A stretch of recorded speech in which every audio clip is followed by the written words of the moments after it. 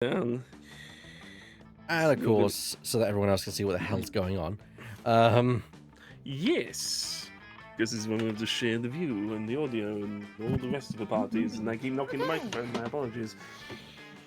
53. Yeah, I will warn. I don't have all the expansions of Monster Prom. Monster Camp. But so we're just gonna go on it. Do we want to go a custom game, or what are we gonna do? I think it's probably. I mean, you can have a look. What are the options for customized game again? I'll just let me get my. Oh, basically, this is like all these references. Well, yeah, I think it's fine. I think it's fine. Yeah. That'll be no problem at all. Online? Because I'm guessing you guys got the game. Haven't you? I don't have it. It doesn't really matter though, because no. Yeah, it doesn't matter. You can just go play. Just go play. Cool. And even if I definitely don't, so well, there you go then. So we have four players because they're 4 Gameblasters. There's 4 of us on this couch. Oh, I know. Yes, a full game. A full game. Of course, a full 2 game. hours. right I think there. the game could be a bit louder on the stream. As Yeah, well. I'm now sorting that. There you go. Let's try that. There we go. Let me know that is Oh, now it's much better. good. Right. So playing the narrator for this session, and only the narrator, will be of our own divot. Just the narrator, yes. Camp Spooky, the stage of some of our dearest summers. Back when then we were young and unafraid. With school far away, everything seemed possible as the sun embraced us on our way to camp. Summer has that distinct power, doesn't it? You live for the days, while the nights inebriate you with the possibilities. It's like life could take a turn at every corner. And for us, it did. I'm going to be a good host and allow people to kind of dibs on who they want to play. So, any takers amongst the WeirdBlasters? I will siege the floor and take remaining characters. Laura? I'll be a zombo. You want to be a zombo? I'll be a zombo. So we know that you're going to be a zombo. Okay. Franken girl or fire nymph girl. Oh my god. I can't pick. Strong choices, I will say. They are. Yes, they are. I can't pick between them. They're both cutie patooties. One is a sweetheart and one breaks hearts. It's a really tough choice. Franken girl. Okay, so I'm going to go for Oscar. Oscar the best. Because I love him.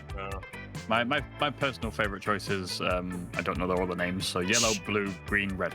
Shall we define who's going to be each player? So player 1 will be me, player 2... we go colours. That makes it much easier, actually. Okay. Custom name. Yes. It's me back. And I'm going to go with me. That is me. Sunscreen. Ooh. What do I want? That is the question. Love those armbandies. Shades on fire. Squall floaties, that's great.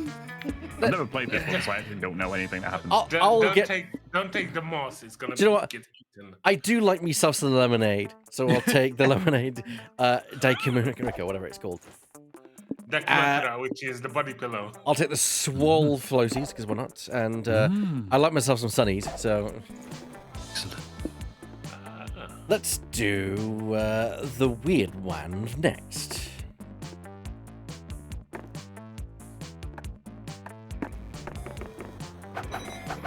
Oh, His name Brian. You want weird or NFW or what? Weird? Weird. Is he alive? He's there. No. When I had the mic muted, we'll leave just fine. Just weird. Just weird. Okay. No, Pronouns my he. apologies. I'm Yeah. guessing. Cool. That's a me. Sure. What items do you wish to take with you? We have a spooky campfire stories, a griffin pasta, a magic mushroom guide, tardigrade plushie, a fake noble title, Scott snacks, north facing moss, human wool sweater, or the hipster costume. Well, of course we've got to go with the Scott snacks. Of course, he's the goodest one. Following you back, by the way. Yeah, thank you so much. Let's go with the Magic Shrooms Field Guide. Yes. And let's go with, what was that top right thing? The top left thing again? Sorry. Spooky campfire stories. Go on, let's have that. Yeah. All right then. I just got done playing Lethal Company, so. Fair enough. And let's go Laura for the zombie girl. All right. What's blue? It's your colour as well. Ah, that's nice. You can just do Laura, yeah. Sure, no petal, sure. Yeah, Laura's fine. Laura's fine with me. She, She, please. of course. I'll shock everyone. And we have Tyler Gray plushie, the sketchbook, the cult ring, the Sudoku Rubik's Cube, the Satan's kit, the Sword of Radar, King of the Lions. You have to say it like that. And uranium lipstick, dragon heat, and magma trekking boots. That's actually just a Chilluminati ring.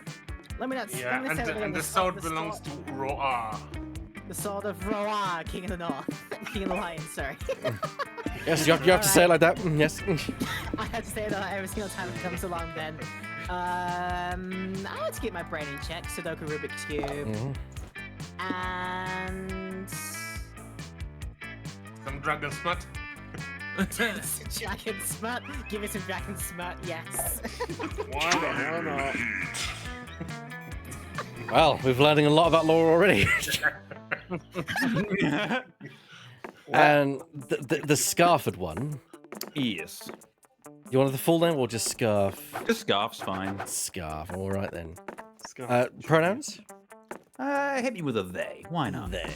Let's win at camping. Okay, you have a McGriffin MEP, Pokemon TCG, always a winner. Book of Orgy Etiquette. Pokemon, that's true. That's true. Pokemon TCG. The Blade, you know. I thought I said Baneblade for a minute. I was like, what? No, Blade. You're getting a blade for your blade. You know, it's magma trekking boots. The Vampire Sun Hat. I can see what that's going to be quickly. Build your own golem. The coloring Hawaiian shirt. And the BFF bracelet kit.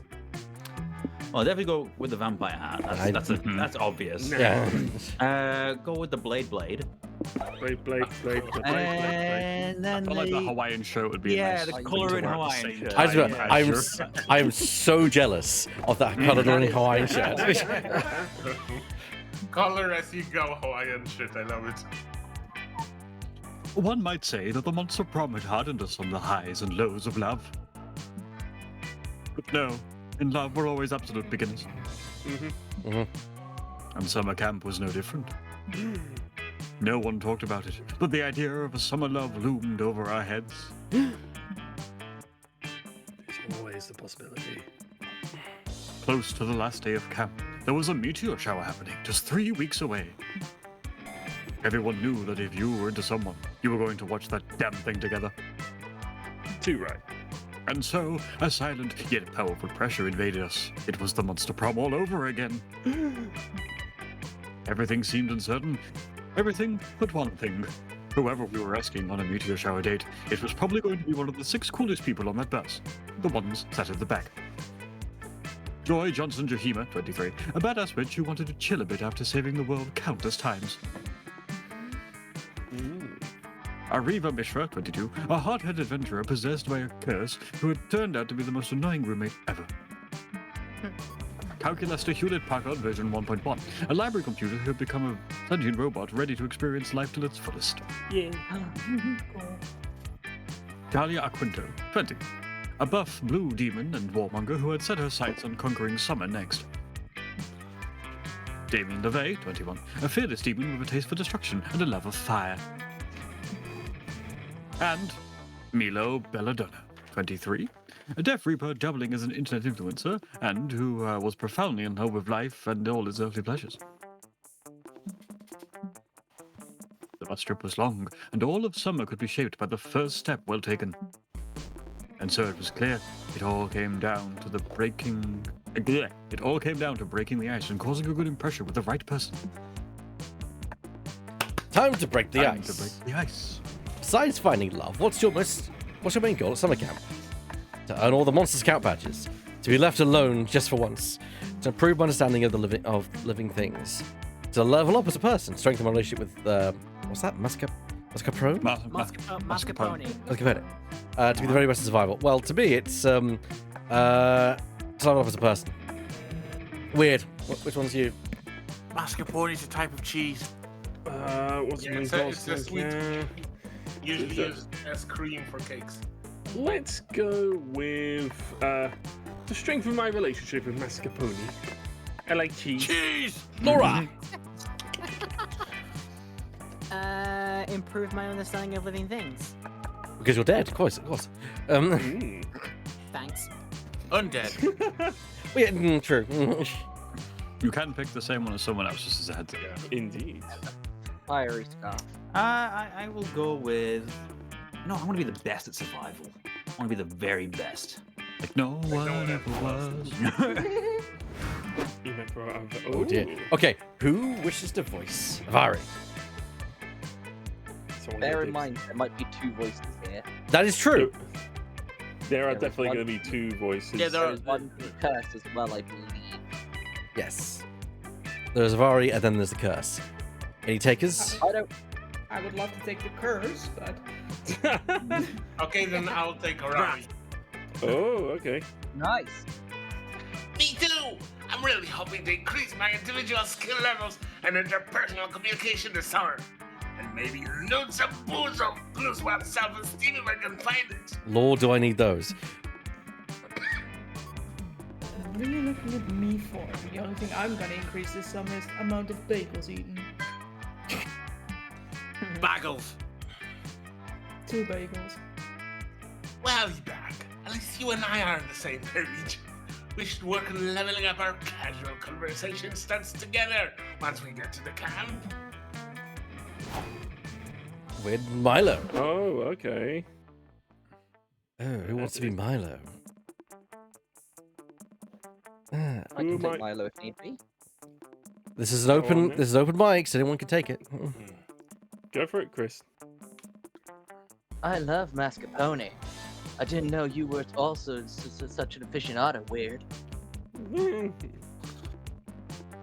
Admittedly, I'm unclear on how going out into the wilderness to camp is going to strengthen your bond with semi-usual cheese. But I'm up for the task if you are. We shall embrace and enrich our relationships with mascarpone together. We'll try. Laura, with a calculus. I get the bots. Do I even need to? No, it's weird. Wait, so do you want to take it? Okay, weird. You take it. And, Go for it. you are also hoping to study organic life this summer? That is my goal as well. My understanding of the natural world is tragically limited, so hopefully completing immersing myself in it will be helpful. I look forward to studying my peers most of all. I have already made a spreadsheet for each of you, and I record your traits, thoughts, and actions daily. Not creepy at all. For example, Laura is listed as interesting, inquisitive, and friendly. I look forward to expanding my knowledge of you over camp. Knowledge. Don't show me up with your robot voice. All right, so we get Just an Damien. app. Who wants to be Damien LeVay? I'll take it. All right then. I mean, Rust it is. You want to be the master survivalist, huh? Well, maybe if you're lucky, I can pass some of my expertise on to you. I'm kind of a wilderness survival badass. I learned all about how to survive with no food or water when I got lost in the west wing of my dad's mansion for 3 hours straight. What? You heard me. Just stick with me, Scarf, and we'll survive the wilderness together. You're new to this series, aren't you, Miss? That's not the strangest thing I've heard, so... Hell yeah! You will see stranger things in this. Yeah. The night is young. The robot's called Calculester. What? How? You know? Anyway, you read the line, by the way. Yes. Awesome. Quick question though. They do have a private bathrooms in the wilderness, right? I'm just a bit shy. I'm a shy pooper. Mood. We only have 3 weeks left to woo our crushes and conquer their hearts. But as I already said, we were young and unafraid, and we were ready to start. What we are calling I hope I choose There one. it is. Oh, let's do this. Okay, so There should be a button you can press that shows you the base qualities that you can expect to get at each location to help, in order to help guide your actions. yeah, I get it. So I'm not very smart, but I'm bold. Well, I guess that fills out. I could use the boost my. You also want to take into consideration, like, what do you think will be the best traits to woo your boo? Boldness, just pure, unadulterated, just boldness. So I guess, and bagels. You can't forget bagels. So I'm just gonna go. I'm gonna go to the lake. Bagels, dude. That day, you go diving to see what's at the bottom of the lake. You'll find a comic book. You pick it up, but it's so interesting you stay there reading it. This is bad since you cannot hold your breath indefinitely. You rush to the surface, but before getting there, you drown a little and some lake water gets into your mouth. Gross. You swallow some weird stuff that was in the lake water, like a whole jellyfish and plus 2 fun. What was that doing there? Fun. You stumble upon a Ravi surrounded by an odd-looking group, an orc with a lute strung across his back, an elf with his bow, a haggard dwarven cleric, and some other cliches. Also odd is that Aravi is repeatedly hitting herself in the head. It takes her a moment to realize that she's calling for Hex to come out. Sup, loser? There you are. What did you disappear to? Sorry, I was in your ribcage and I could use it to cut strips of crab paper into confetti, and then I got lost in your kidneys. It's Okay, whatever. Look, I gathered this group of valiant heroes, each with their own skill set, quirky personality, and dark backstory. Cool. Why? Oh. What do you mean, why? You asked me to. You said to organize a party. Honestly, I've never liked you more than I did at that moment. Hand meet face. it's not that The kind of. ultimate fist bump. Oh, yes, calm me face. Bye. And I realize you are finally taking interest in the things I enjoy. And that we're getting excited to raid the dungeon. Raided dungeon? No, Aravi, when I said party, I meant party, not D&D party. Like with pizza and confetti and music and drinks and games. You can have those with D&D. Can't you just have normal fun without needing to go into dark maze like dungeons and kill monsters? Gosh. No, duh. This isn't possible. I feel like we never truly understand each other. Ugh. You are so one-note, Aravi, just like the rest of your trophy friends. I kind of like my bow. Trying to bond. I mean, we're already bonded in that your curse does attach itself to me, but I mean, in the spiritual kind. Aravi seems genuinely disappointed, and you can't have that. Time to turn this party into a party. So Hex will be happy and Aravi will also be happy. In a moment of genius, you realize exactly what party member would make the perfect party goer. Before we go through this, I'm gonna say, don't forget that GameBlast is going on. You can donate, and who knows? You might even be able to suggest routes. I mean, I certainly might be influenced by what people if people donate and say to do something. Anyway, the two options are Ned the Necromancer. Did you know he doubles as a powerful baker? If he can raise the dead, he can certainly raise a cake. I understand that reference. Second is a bard. Always a bard. What will you choose, Epac? I don't know. I kind of like cake. You know, I like cake. We've established this before. Like cake. I mean, Cake is my weakness. I like both kinds of cake, if you get my meaning. You know, nice and doughy and round. I'm going to think of something else. Let's. A handful. I'm going with Ned the Necromancer. As long as it's not the soggy bottom. So bold. Whoa, Ned! Is that true? I mean, of course that's true. That's why I wanted you to come bake for Hex. Huh? But with the rest of the party, fun pizza party, not an adventuring party. Maybe you could tell us a little more about that. Will you bake? Oh, sure, Ned says, looking a little embarrassed to be put on the spot. Well, I studied at the Lich and Leven Academy for the Necromantic Arts and Hostages and Awakening.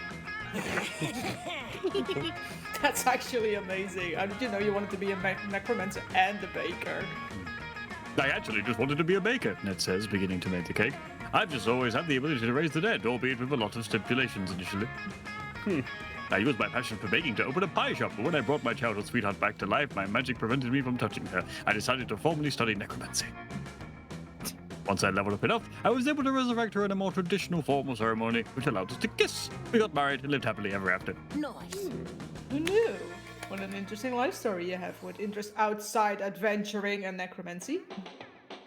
I always thought it would make for a good TV show, but only if you told my whole story, because it would be heartbreaking to cut it off before I succeed at finding my way to get the girl with the love of my life. Yeah, so this is a reference. and I hear the tumblers crying. Oh, I I get was it. gonna say whoosh. Whoosh. Yeah, I don't get it either. No, it took me a moment. Yeah. It's pushing daisies. It's pushing daisies. Yeah. Hey. I No, think don't I've say seen that. one episode of that. I haven't seen it, I've just heard Tumblr about it, and Tumblr was upset when it was cancelled. It's a good show. I can imagine. It seemed like a very good show. Cake Stunny can stop oversharing now. Here, Hex, eat some of this delicious cake. Has anyone else been hiding any secret backstory/hobbies? The cleric timidly steps forward.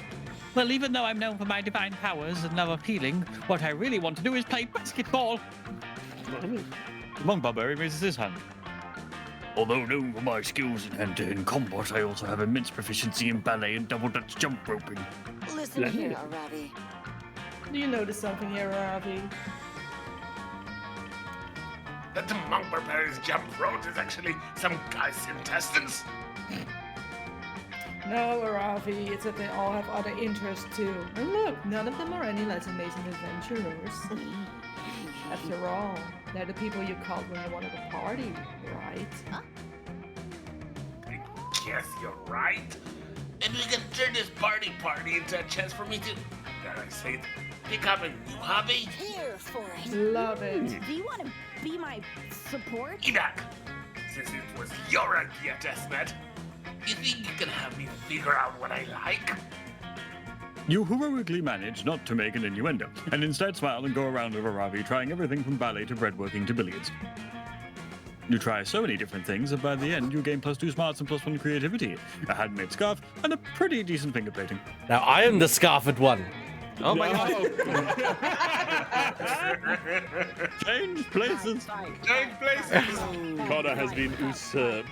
Weird. No. Where will you go on week 1 morning? Let's see. Let me do this for you.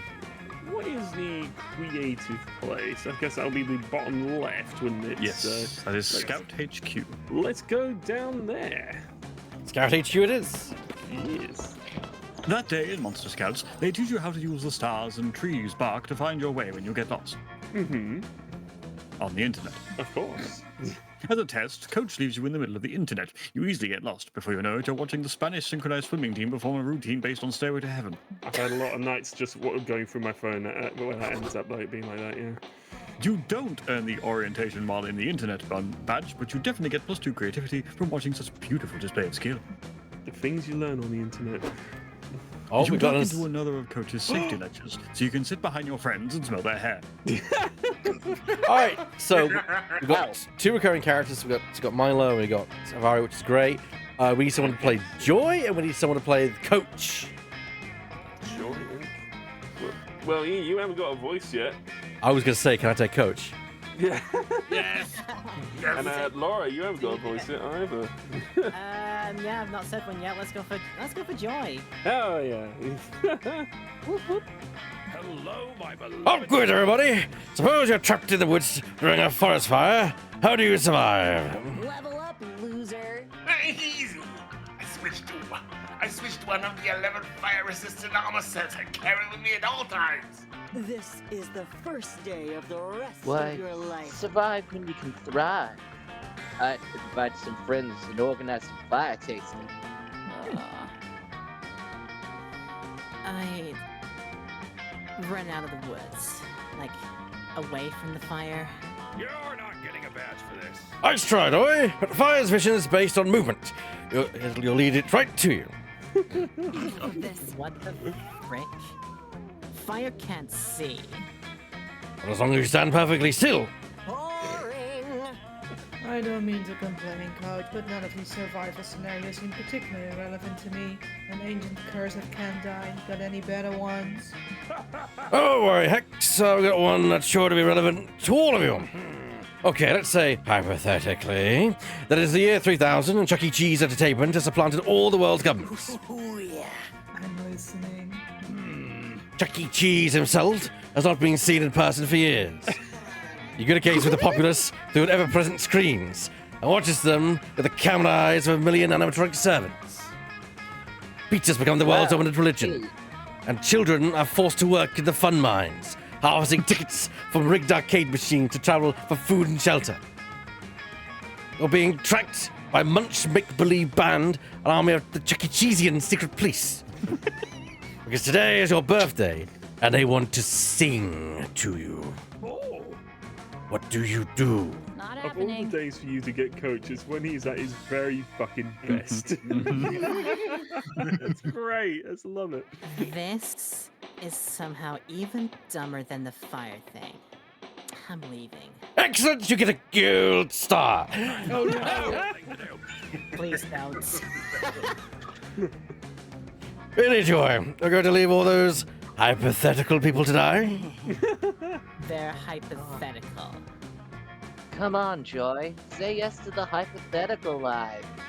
It will amuse me. Joy's conflicted. Milo's in it for the lulz, and Navari's in it for the XP. But none of them have any idea how to solve this, so it's up to you to suggest a solution. I can say that the person should read these, so you should read these, Weird. Unity, strength, pull everyone's tickets together to buy the revolutionary giraffe plush. Or, if the world is one big fast food restaurant, there's only one solution. Release the Karen! Release the Karen! I actually misread that as Kraken because I was skimming it and, and I was like, oh fuck, that's funny. That's even funny. Okay, let's go with the giraffe plush. I don't want, no one wants the Karen. The revolutionary giraffe plush? Oh, damn it! Not so Giraffe plush is the perfect leader for a revolution. Why?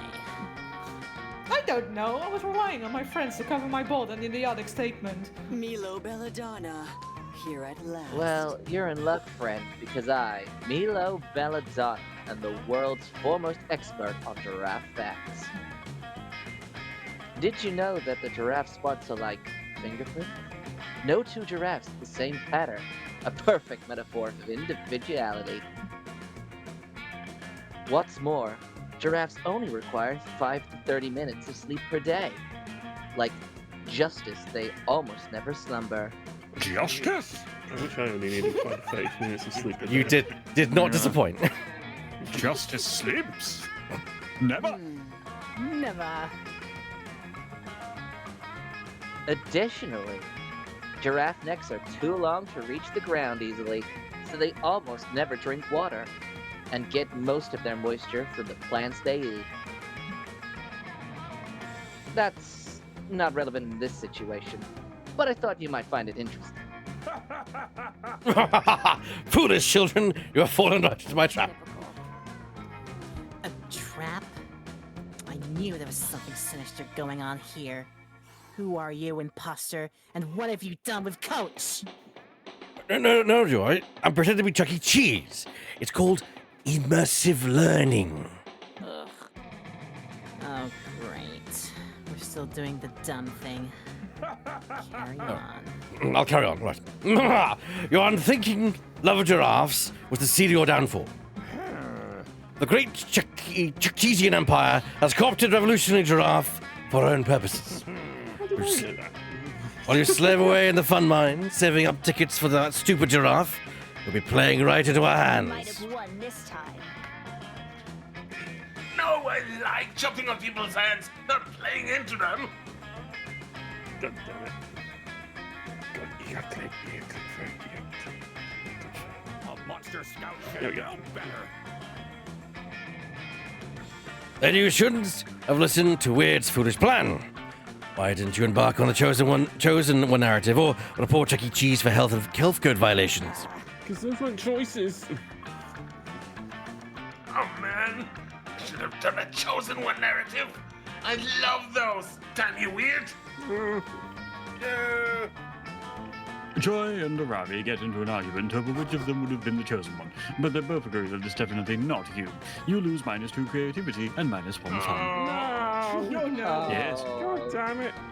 Yes. It started well. Next is Laura. It's only the first choice. It's meant tentative. Oh, What are you going to do? what am I doing here? Where's the place where I can get some smarts? I think I should start there. That would be the woods. The woods. I go to the wood for intelligence? Yes. Okay. That day, you get lost in the woods. End of story. You decide to study the tree's bark and moss patterns to solve the situation. By reading one tree's bark, you realize which direction north is. By reading another tree's bark, you learn the exact age of the tree, 73 years old. By reading yet another tree's bark, you learn that the tree likes Irish poetry and believes Buffy and Spike were the ultimate ship on Buffy the Vampire Slayer.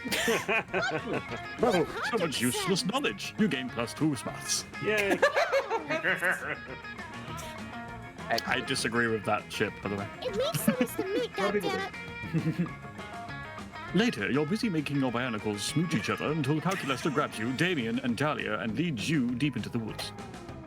This just be Scout's one. I know, this dialogue is just appealing to me currently. I like how it just comes out of nowhere, like, you're making your bionicles smooch each other. Sure you are. Of course you are. Oh dear. Oh gosh. Oh, Friends, thank you for responding to my behavior. I was trying my best to simulate severe distress. First off, greetings. Have no fear. All right, who's gonna voice Dahlia, the muscle-bound orc? Anyone? I mean, am I the only one who hasn't got a character yet?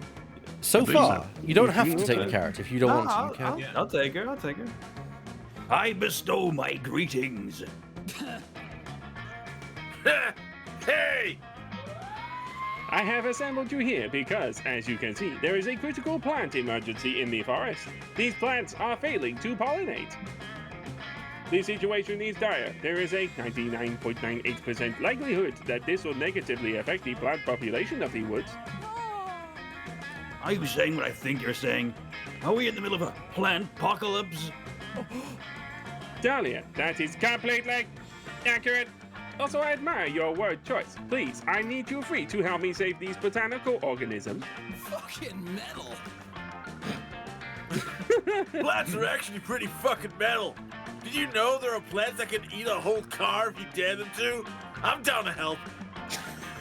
I am not certain that's accurate, but I am also fucking excited is. that you have agreed to help me. Improbable. And likewise, please remember to donate to. Please donate to justgiving.com/page/WeirdBlast24. Yes, what Calculaster said, and you can always trust the calculating robot.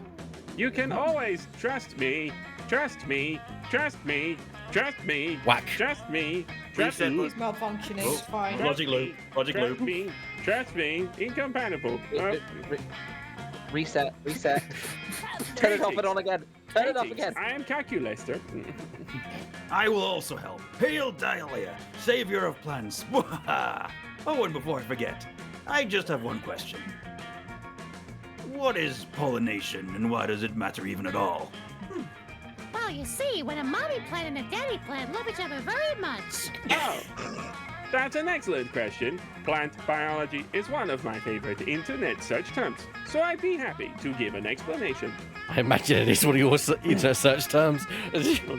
Simply put, pollination is the act of transferring pollen grains from the male. Is that a typo? Anther? From the male anther of a flower to the female stigma. Wait, is pollination the reason the trees smell like jizz from the spring? I was getting the weirdest boners from that smell last year. Pollen travels from one flower to another via animals or insects. We call animals or insects that transfer pollen from plant to plant pollinators. Jizz carriers. Damn, those pollinators just roll around from one flower to another, getting all covered in those pollen grains. soaking everyone in that filthy, filthy pollen? Eggplant. Once pollen is transferred between flowers, the flower can produce a seed. Seeds contain the genetic information to produce a new plant. Holy shit! Calculus. Pollination gets plants pregnant? Are you telling me that pollination is just plants fucking? Forget an ant. I love this game. Holy shit! Get plant candy. I'm trying to contain myself since Calculus's face has turned into a... Yep. An eggplant, like you said. Greg and You heard it. Eggplant. Yeah, eggplant. It's eggplant. Oh no. I am mildly aroused by pollination. We should help these plants immediately. My fucking cloud. Oh dear. Time to take that mild arousal to full-blown plant boner. Get these plants in the mood to pollinate, baby. Turn on the lights, play some smooth music, and install a TV that only plays B-movie. These plants will be wet with pollen in no time, especially in that opening narration. Foreplay is key. Look for the nearest tree and start caressing its nuts. Oh dear. It's hazelnuts even. According to all known laws of aviation, there is no way AB should be able to fly. Oh, shut the fuck up! Oh, God. Are you moist yet?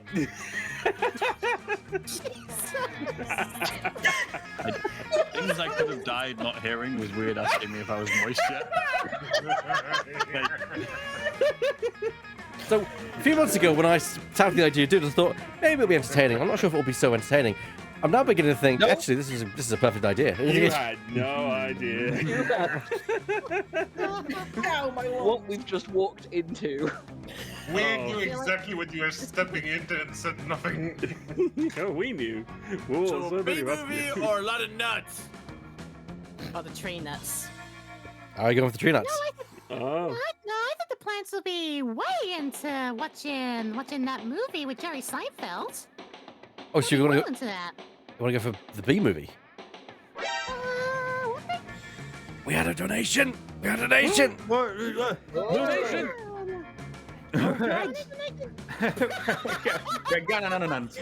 I'm madly aroused by pollination. 75 pounds to special effect. Let's go. Let's go. Let's go. Thank you, Pregananand.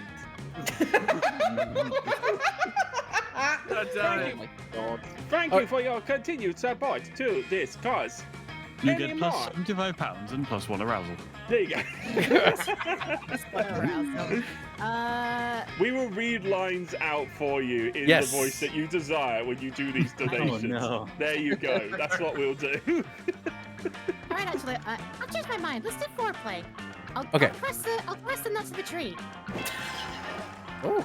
So fun! According to last month's Business Insider magazine, foreplay is the key to any sexual encounter. You turn your attention to the nearest acorn tree. Hey there, Without the emergency vial of tree lube you always carry inside your back molar, What? Let's get ready. and start gently caressing the tree's huge, hearty acorns. Whoa! That tree is obviously horny as fuck. Whoa, that's crazy. Look at how hard its roots are getting. I didn't know trees could even get that hard. What is this game? Technique. Keep going, Laura. The other plants are watching you, and they appear to be experiencing sympathetic sexual arousal. When did Okay, this become sure. Evil Dead 1? You're a plant pleasuring master, so you'll finish off the acorn tree in no time, and it covers you in a massive amount of pollen. Oh, Enjoy. God. Oh, God. Jesus. Who needs bees? You can be your own bee. You roll around the forest spreading pollen, caressing nuts, petals, roots, anything you can reach. That is me running in the woods. with all of I my can pollen. just imagine Laura just skipping merrily. Is this what they call frolicking? Yeah. You lose track of time and space. You forget your own name, and your entire soul is consumed by the passion of this botanical orgy. Gotta admit, I didn't expect Laura to be this good at fucking plants. I wonder if Laura is as sexually talented with other species, like robots. Or demons. Oh my god, everybody wants me! Finally, you collapse on the ground panting. Every plant in the forest has been successfully and consensually pollinated. You smell weird. Also, you smell funny. That's just... I love how Calculus like monitor changes. Oh yeah. Laura, thank you so much for that profound sexual display. You saved the plants. I have run the numbers, and I am happy to report that the world is now 7% safer from the impending climate crisis. Oh dear. Yeah, the other 93%, we gotta take over the governments. Wow, you really funked your way out of that problem. You gain a reputation as a lover-making genius, along with +2 fun and +1 charm. True God behavior is. Scott Hulu, you're up. Mr. Firefulu. So I can only go to the Camp Dome or the Manor, right? Right. Oh no, yeah, You he's locked can't out. share places. Okay. There is an option for that, but it's off. We'll get to change order between turns, don't worry. I'm gonna go to the Manor. While wandering the haunted manor, you're amused by a group of evil spirits. Ambushed. Sorry, I had to Ambushed and amused. You're ambushed and amused by a group of evil spirits. How amusing. Ow. You put up a good fight, but there's just too many of them, and they run away with your immortal soul. Aw, jeez. Luckily, you always knew this day would come, and you replaced your immortal soul with a Beanie Baby years ago. Oh, thank goodness. Honestly, based At this point, they're worthless. Good foresight on your part. You gain +2 boldness. You faintly hear what sounds like haunting classical music and murmured whispering, par for the course of the HM, but you hear a familiar anime scream. Yeah! You're all idiots! We can't open a concert with a forgotten tube song. They're not cool at all. That's why they've been forgotten. It looks like your friends are at a room surrounded by Victorian ghosts having a party, and your friends look pretty freaks. Are they scared of ghosts? What? No, not at all. We have literal classmates who are ghosts, Scarf. Sorry, I shouldn't have assumed. You may remember that Damien, Dahlia, and I are in a screamo band called Ventagram. Good name. It's pretty fun. Shrieking semi-coherently into a microphone is actually a good way for me to relieve stress. Yeah. The problem is, these Victorian ghosts hired us for their annual temporary return from purgatory party here in the Haunted Manor, and we can't decide what to open with. Huh? This is gonna make or break the entire concert. The opening number is pretty much the only song anyone will be sober enough to listen to. Fair point. You can't help but inquire about the logic of spirits from the 1800s hiring a screamo band for their concert. Well, I don't think that they always liked screamo, but being condemned to an eternity of purgatorial torture tends to affect your aesthetic tastes. What a noob. Yeah, have some fucking compassion, noob. Anyway, back to business. I agree with Damien. No forgotten tomb cover. The best screamo cover is obviously Dangerous Woman by Ariana Grande. Typical. Dahlia, just because you scream the lyrics to Ariana Grande songs doesn't make them screamo. Fucking metal. Agreed. Let's do Your Makeup is Terrible by Alaska Thunderfuck. At least 6 of the words in that song are like my entire vocabulary. Enough of this. Neither of you know what you're talking about. I'm the lead singer, damn it. I get to decide what songs we do. Fuck this conversation. I'm setting this app on fire. Damien, no! It's a rental! You better solve this argument before the ghosts get sick of your shit and start doing Victorian ghost things, like throwing vases and having opium. What song should your friends open the concert with? Ooh. Oh my god. The best song to open anything is an anime opening, and the best anime opening is, without a doubt, A Cruel Angel's Thesis from Evangelion. Victorian ghosts are called that because they love Victoria Adams, aka Posh Spice. You should do a screamo cover of Wannabe. Jesus. That's more death metal. Now I kind of want it in my life. To be fair, there is a band called 10 Masked Men. They do death metal covers of pop songs. That's nice. You gotta send that to me later. I don't necessarily think Evangelion would be the best choice here. I do think that a Screamo cover wannabe is going to be the move here. All right, locking it in. Locking in. All right. Leave this to the Oh man. Are you high? Why the fuck would we sing the Spice Girls at a Screamo concert? We might as well have just gone in with Ariana Grande. Proof that anime is better than pop.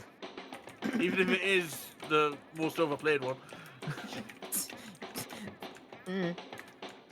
Yeah, I'm not super convinced either. But I admit that I don't have any better ideas. Just open the concert, Damien. It's worth a shot. Fine. Okay, everybody, listen the fuck up. We're Ventagram, and we're going to be singing some Spice Girls songs. How do you like that shit? The ghost sword here. Wow, who knew this plan would actually work? We understand you're Victorian and therefore love Victoria Adams, so let's get ready to rock. Wow, okay. Wait, why the hell are we like Victoria? One of the ghosts says. That's very presumptuous. We're much bigger fans of Mel B.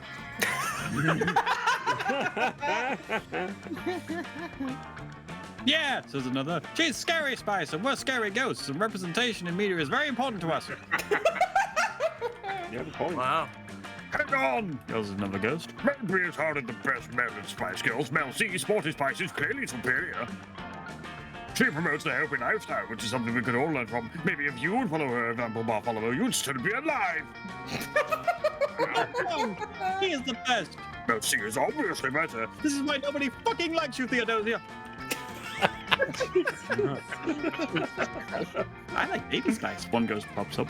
Another ghost strikes him across the head with a wine bottle. A huge bar fight happens. Jesus Christ.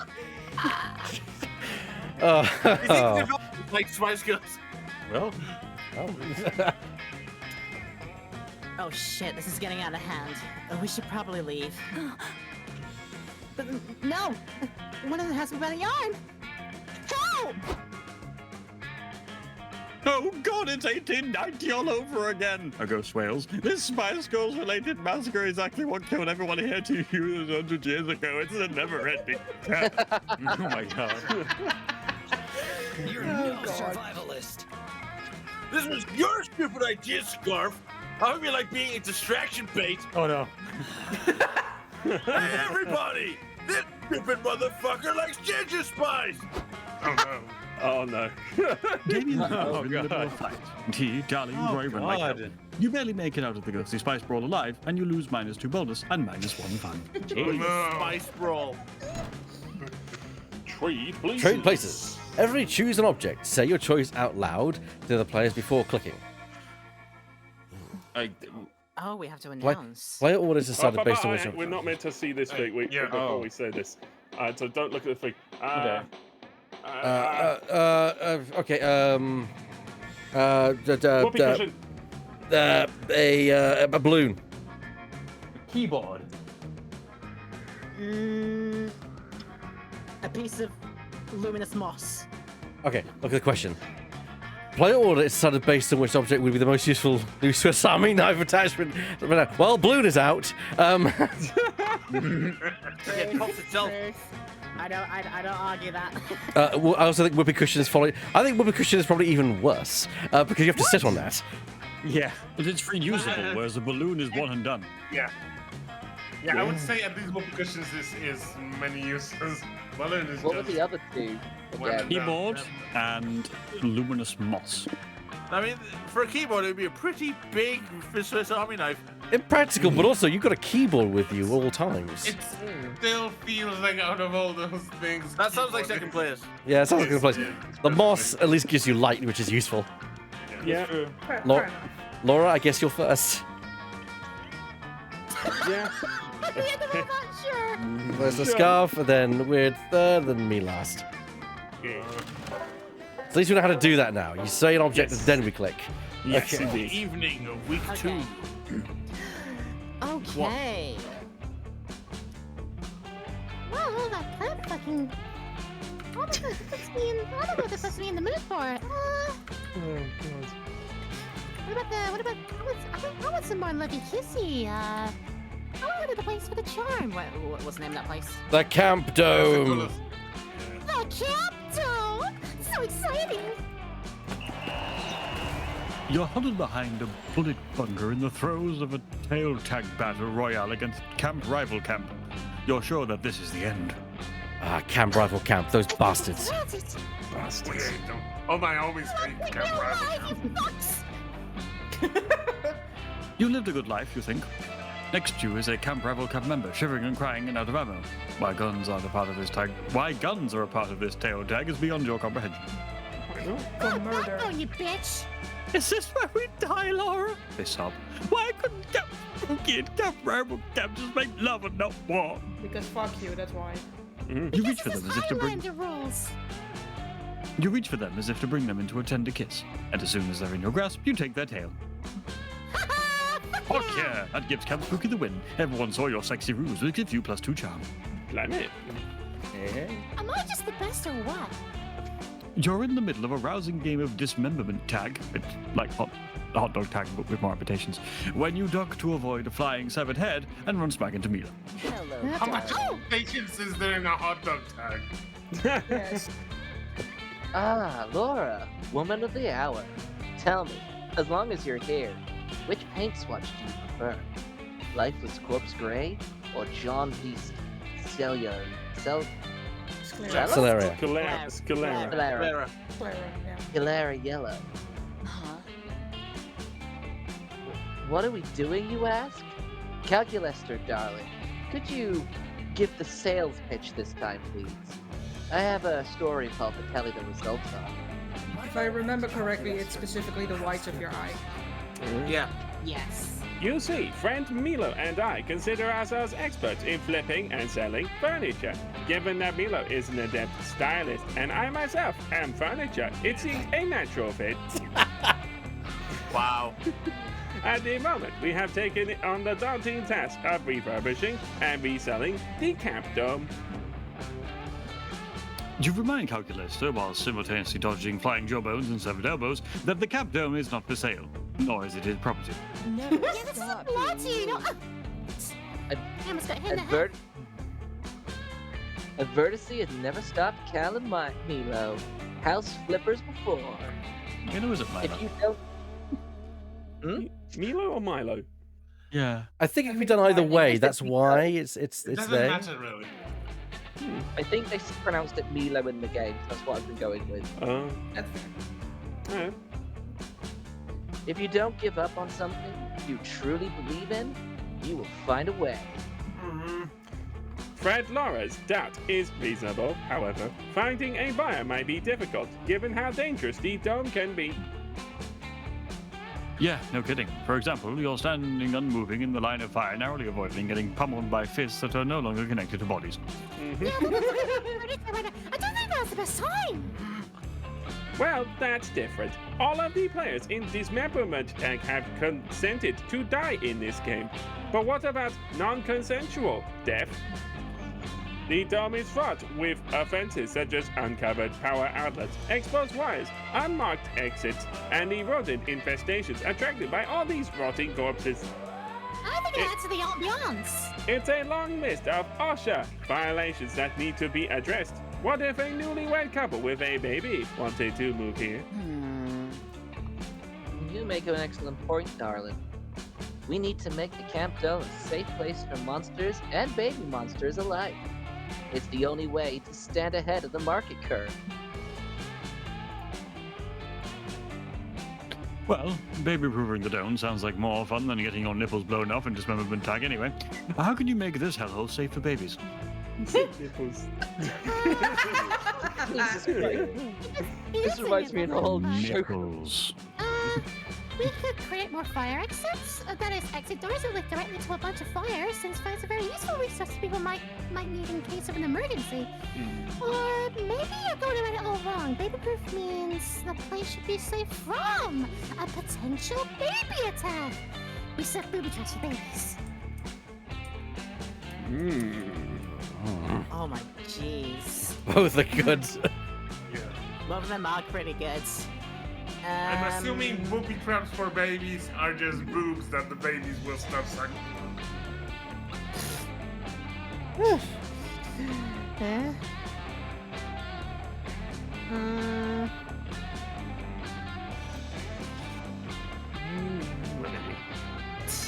It's a 50-50 toss here. I'm cautioning to the wind. Let's set booby traps for babies. We're preventing baby attack. Incoming baby traps!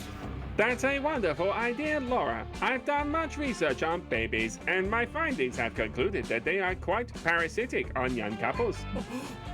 Couples plagued with babies get 68% less sleep and spend 100% more time cleaning foreign vomit off of their clothing than normal, which tends to bring them stress. Plagued with babies, that's a way of putting it. Plagued with babies. Do you have any children? Yes, I'm plagued with babies. Too right you are. It's like I've always said, life is too short to spend it in a toxic relationship, even if that relationship is with a baby. Let's make some traps. You do Milo one better. Instead of wasting time making the trap yourself, you take the easy way out and order a bunch of baby traps secondhand on Facebook yard sale. Of course. They arrive in the absurdly short amount of time that is characteristic of Camp Spooky. You'll soon find yourself surrounded by baby traps. Check out the lampshade. Oh no. Baby trap. Wow.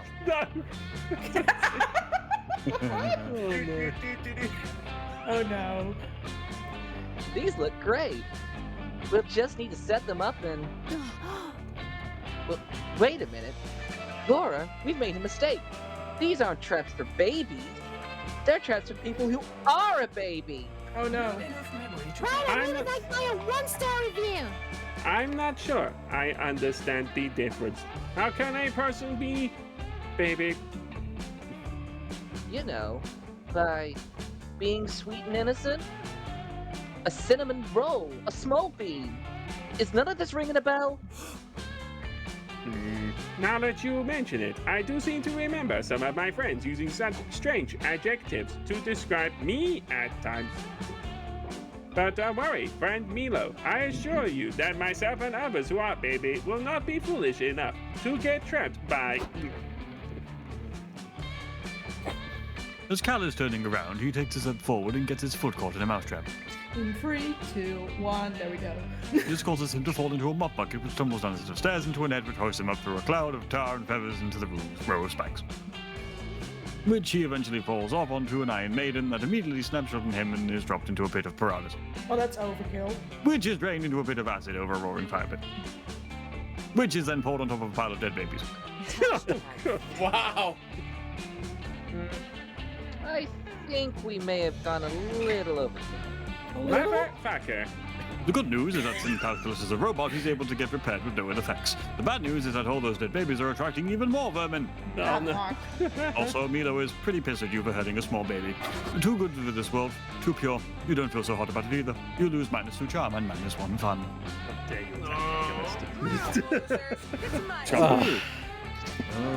Okay. Pick wisely. I'd like to go to the lake. A lake. You want to go swimming, but it seems like the god of the lake is in a bit of a mood today. It demands an offering before you can get in the water. Oh. The only thing you have to give is your favorite yo-yo, which you will play. We're on the way here. The god of the lake accepts your humble gift and is actually kind of relieved you didn't leave something boring like a dead fish or the soul of a mortal. So in addition to gaining access to the lake, the god blesses you with +2 fun. Yay! Yay! Yay! After doing whatever you were doing at the location where you were at the time, you're intrigued to find Damien seemingly playing with a bunch of sticks. No, I'm not playing with sticks. I'm gathering sticks because I'm doing some high quality craftsmanship to transform these sticks into Wait for it! Damien LeVay, ultimate Pointy survivor. sticks! An absolutely essential camping weapon! Okay, fine. I don't really need pointy sticks. I just wanted to use this stick-used Swiss Army knife my dad's gave me for camp. Look, it has glowing moss. Check it out! Here's a bottle opener in case we come across some wild beer hunting the trees woods. There. This attachment is a screwdriver, like for maybe if we get lost and we need to build a computer to use Google Maps to find our way back. And here's some moss that glows like a torch. And then there's a toothpick, which, check this out, is not actually for picking teeth out of your fellow campers' mouths while they're sleeping. It's bullshit. What do you mean? I lived that the fun way. Yeah. My dad told me this isn't just any Swiss Army knife. It's a hell Swiss Army knife. Yeah. Does it have a whoopee cushion on it? It's not from the Switzerland in Europe. It's from the Switzerland located in the third circle of hell. There's a Switzerland down there. Ah, yes, gluttony. You haven't played Hades, have you? Since it's from hell, I know it has some sick secret tools that you have to discover for yourself. But I want to use them now! Tell me your secrets, knife! Tell me!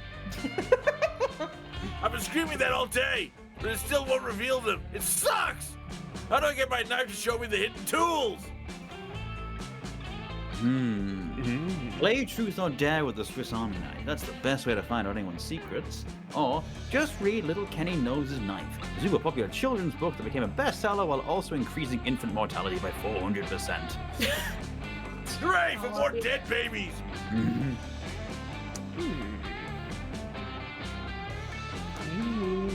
know what? I'm saying that in character.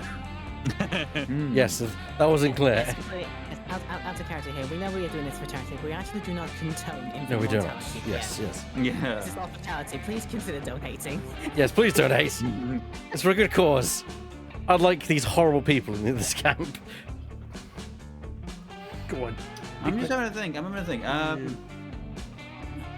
See, I don't really see the first one being useful, but it is a hell Swiss Army knife, so maybe it can play Truth or Dare. It's going to lie to you. And I potentially worry that the second one might be coming across as a little descending, but it is basic information. And it seems like he needs basic information. So don't worry, I'm dumb. Remember that these choices relate to your stats in some way. Yes. As well. So Yeah. think about what stat it might use, and if you have the number for that stat. Oh, okay. Because you need to pass basic. You're passing a check here. Oh, right. Okay. Yeah. So if, for example, I'm just saying this. I don't know if it's true. The bottom one was smarts. Yeah. You would probably fail because your smarts is 3. But if it was boldness, or charm, you'd probably pass because it's 6. Okay, yeah. I reckon that bottom one probably is smartness. So I guess I'm going to go with the first one because I think it's probably creativity or fun. Truth or Dare! No. But not fun enough. Oh, man. Fuck yeah! I always love a sensible game of Truth or Dare. Truth or Dare is metal! That's how I find out people's crushes. Arson! And then I blackmail them to take the fall for the arson I did. Wow. I mean, the arson they did. Totally. All right, let's make this fair. Scarf, you go first. Truth or Dare? Seeing as how there's no way Damien LeVay dares aren't life-threatening, you go with a sensible truth. Who's the most fucking metal person at camp? Oh no. You're about to respond when the Swiss, but the Switzerland and hell kind of Swiss, army knife begins to glow with such power that you can't look away. Without even meaning to, you'll find yourself saying the words, "That knife, duh." Uh-oh. What?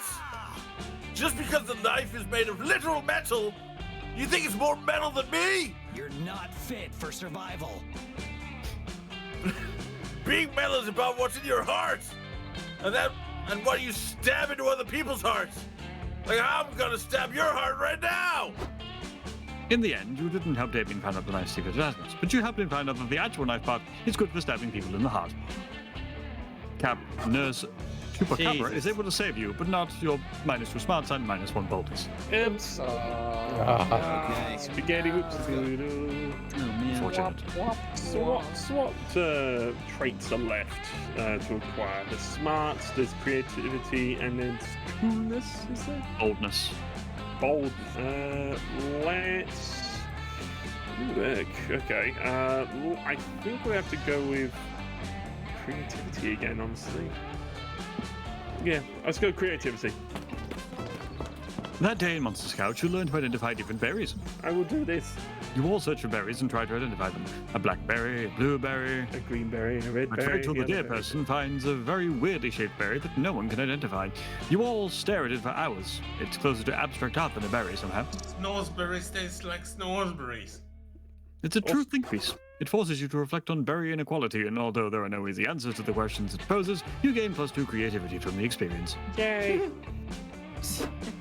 Afterwards, you get yourself trapped into one of Coach's famous lectures about the dangers of wild animals. Oh, goodness. And this dangerous invasive species continues to roam the woods, abandoned by their dark masters, purposeless. They're a plague on the natural wildlife. But I am confused, friend Coach. Do these said creatures really deserve such torment? All they did was invent the former Google Plus platform. Surely that is not grounds for... Google Plus? Is that what you've been talking about while I ignore everyone on livestream? The psychopaths behind that global tragedy are here? I realize you are attempting to help. I do not understand how a social media platform could be synonymous with the word tragedy. Look up Twitter. No, Calculaster, darling. You are too innocent and naive to understand. Google Plus was a festering boil on the smooth, perfect skin of social media. It was certainly festering boil. Yeah, that too. It was completely unusable, and yet it was everywhere. YouTube, Google accounts, in your backyard, knocking on your windows, asking when you'd finally post a status. And now it's for developers have been loosed into our woods instead of being properly rehomed in other failing companies. They completely disrupted the local ecosystems, littering their electric scooters everywhere and offering a crowdsourced alternative to birds. But birds already exist. Why would anyone want to crowdfund a product to fill a hole in the market that doesn't exist? Ladies and gentlemen, capitalism! Don't you get it?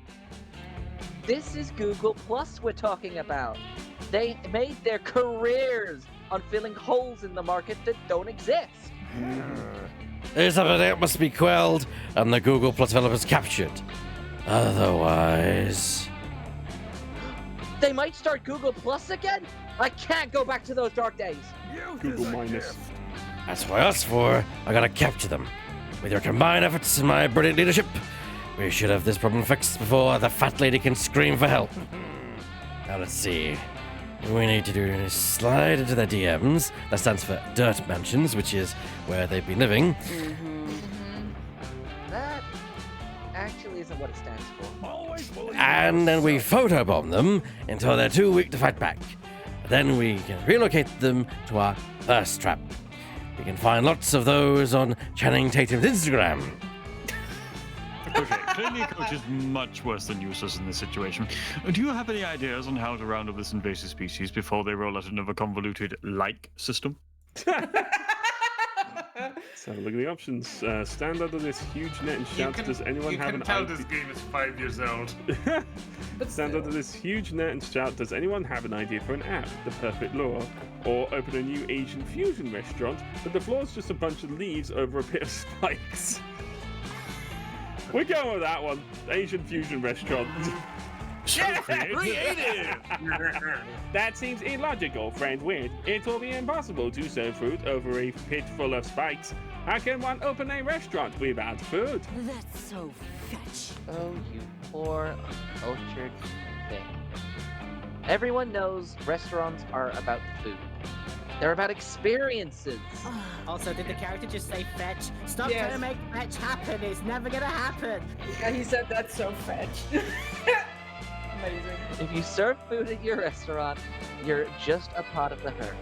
Just follow my lead, and I swear that our restaurant will be hip, trendy, and regrammable. Milo makes good on this promise by carefully selecting the decor and creating a menu of authentic street food that no one from the street could ever dream of affording. Targetluster helps out by running some simulations and hacking Yelp to give the place glowing reviews. Good stuff, good stuff. Soon, a long line of former Google Plus devs drawn by the scent of cherry blossoms and gentrification has formed outside your restaurant. Got them. The first group of tech pros are let inside. They immediately fall into the pit of spikes and die. Oh, yay. Right, kids, I can't leave him alone. No one's gonna eat here now. You're trending, darling. Are you kidding me? Of course they will. We're providing these lovely customers with an authentic neighborhood experience. Being impaled by spikes and decomposing underground is the best way to become a part of the local culture. Milo's right. The techies are more than willing to die a gruesome, stabby death, but it means they're interacting with a restaurant that's finally real. This gnarly. game is hilarious. This is what I was going for. The irony is lost on everyone. You kill, like, all of them. It's a successful endeavor that leaves you craving an Indian power bowl. You gain +2 charm and +1 smarts. Yay! So many options. Be back. Alright, I think I'm gonna try and get me some boldness. Do that. Yeah. That day, in the haunted manor, you accidentally stumble upon a cult meeting in the hallway. The cultists are wearing terrifying black robes, standing over a bloody body and chanting. You try to flee, but one of them shoves a flyer in your hand. Oh no. The ink burns your eyes to read, but you manage to find the words. You manage to find the words. New recruits get healthcare benefits with same-day sign-up. Oh great, you got that What? sold. Sold. You get a bunch of new cultist buddies, and your new insurance covers a spontaneous +2 bonus growths. Cool. Nice. Nice. Later, you're searching the manor's most elusive imperial being of all, a working cell phone signal. Instead, you find Avari and Damien playing poker with some haunted tarot cards. You need to learn from the pros. Ha! Royal flush! Hand over that immortal soul, baby!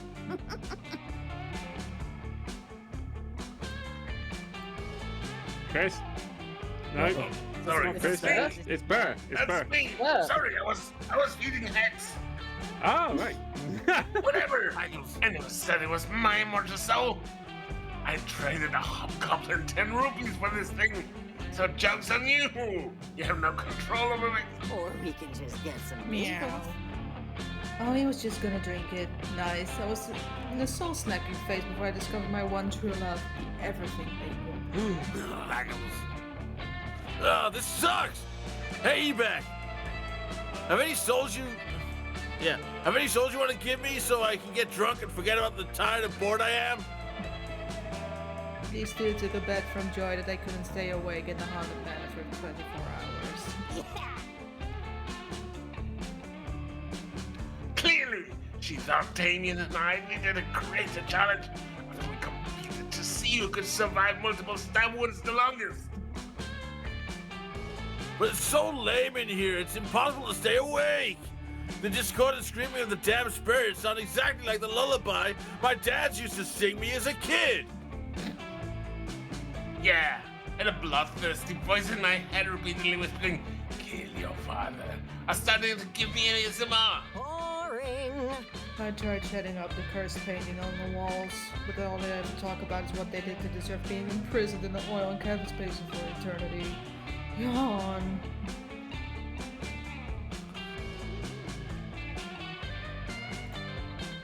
Hey, Ebek! Oh, there we go. Why don't you help us not keel over?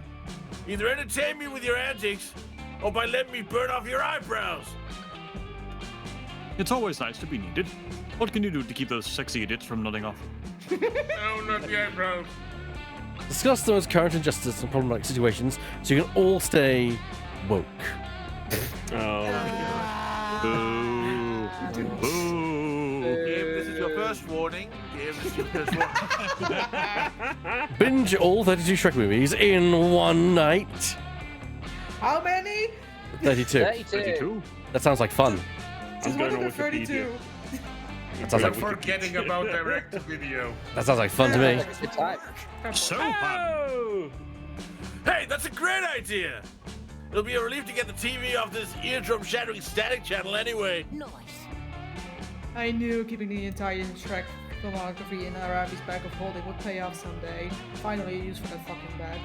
Yes, and as you may well know, there are two main differences between the Monster Prom universe and your universe. One, monsters are real. Two, there are 32 Shrek movies. Okay. It truly is a blessed realm. Only 32. Lucky bastard. You watch Shrek and quote the Onion monologue perfectly. You watch Shrek 2 and sing along to Jennifer Saunders' flawless cover of Holding Out for a Hero. That is a good song. You debate how the fuck Donkey got the dragon pregnant in Shrek the Third, and agree that Shrek Forever After was so forgettable, I can't even make a good pop culture reference about it. Fair point. All right. Time for live free or Shrek hard. I love Shrek action movie period. Here for it. Nice. I'm more of a fan of my neighbor Totoro. Wow, sure. Totoroga. Yeah, Dad. Beastie-eyed Lord Farquaad was the best thing that ever happened to his character. Oh no. Judge me if you want, but my favorite is still Puss and Boobs. The only way to make Shrek better is by making it rated NC-17. You watch them all. Shrek Mall Cop, Shrek Noir, Shrek 27, it's just Shrek 2 but we renamed it 27. 30, Untitled, the experimental... What is that? The Dice Shrek movie in which Fiona contemplates a banana for 180 minutes and then vomits slime. Your all-nighter binge turns into 3 straight days of Shrek, but who's counting? Shrek is truly both love and life. Oh no. You win the hell out of that bet, and at one point you even graze hands with your sexy friends while reaching for the popcorn. You blame +2 creativity and +1 fun. They have foreseen both Marvel That's and great. Fast and Furious. Okay. Everyone choose an animal. Say your choice out loud to the other players before clicking. Hedgehog. Chicken. Crocodile. Hedgehog, chicken, crocodile, owl. Owl. My order decided on how plausible it would be for you to convince a pack of those animals to make you their pack leader. God. Start debating now. Pack Wow. of owls. A pack of Crocodiles. Pack of chickens. I mean, chickens. Isn't a farmer a pack leader, technically speaking? Yeah, chickens are I was pretty gonna say, docile. I think chickens would be first just because they're pretty docile, they're pretty tame, it'd be pretty easy to just be like, yep, chickens. I More feel like spicy than owls. Saint Probably Jack. say owl. Owl second, yeah, because owl's there's definitely a lot of second. training as owl. Yeah, you can then turn an owl. Hedgehogs would probably be easier to deal with than crocodiles. I don't think there's such a thing as a pack of crocodiles. I don't think there's such a thing as a pack of hedgehogs, honestly. No, I think it's much more plausible for a pack of hedgehogs to exist than crocodiles. Yeah. I would say weird than Crocodile infested rivers have dozens of crocodiles in, so it's possible. There we go. Oh But I man. don't see anyone becoming a pack leader with a Welcome bunch to of the first night. Okay. Things have changed up a little bit. All right. So Around we the get campfire. you get to sit with someone. Indeed, Mothman. Man, You can sit alone. I think if with the one on the bottom, you want to hope that someone else joins you. Yes. Yes, another player can sit there with you. Yeah. Yeah. Yeah, this is If no basically one is joins who the you zone. sitting with. There bear is in a. mind where Go on. your interest is. I am very tempted to go for Mothman. Go for it. You want to go for Mothman? Go for Mothman. Let's do it. Who wants to voice Mothman? Judging by the suit, I would even say scarf. Okay. Yes. Yeah, I get that. Yeah. Go for it. Hi there, Emac. I have a business proposition for you. Wow. If you had a nickel for every time a friend of yours proposed a business to you uninvited. My idea is this: a magazine about Camp Spooky. It would feature stories about our fellow campers' lives, photography of our fellow campers frolicking, salacious details about our fellow campers, innermost secrets. Okay. It's genius, no? The only problem is, I need some groundbreaking gossip to get my publication off the ground. Something the other gossip reporters haven't gotten their greedy hands on yet. Would you know anything, perchance? Yeah, fuck it. You've always wanted to give an interview, and this might be your only chance. Let's gossip. Who's a player to strike with your gossip skills? It's your Strike choice. yourself. Yourself, Anyone Laura, including Weird, Scarf. It's up to you. It can't be Laura. I just too precious. Who is objectively doing better between the two of you? No, I've lost both of my checks, so That shows it. I've done one, failed the other. Sorry, zombie man. It shows Oh, me good positive one. skills. Big nerd.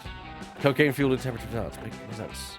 I don't know if it's necessarily be negative for it. It depends on what you pick. I don't know though. I've Who not done knows? this enough. Who knows? I've never done this. I've not seen this game. I've seen the first one, not Let's any of the do second. cocaine fueled interpretive darts. Fuck yeah. A flat earther. Oh no! How dare you? It's Fill in the blank. Hashtag so.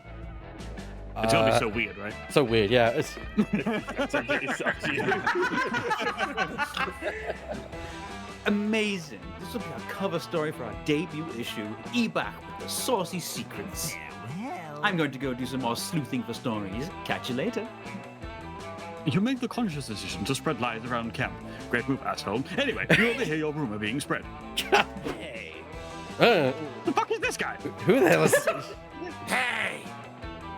Did you ever hear about the time Weird wrote a tweet that went totally viral? I won't be surprised if he's called Vector.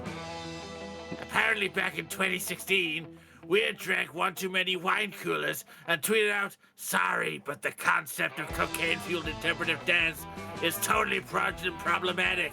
Hashtag so weird." The tweet blew up overnight, and nobody could shut up about Weird's hot take. So I heard hashtag so weird even started trending. Oh yeah. Of course, such a spicy opinion is going to receive some backlash.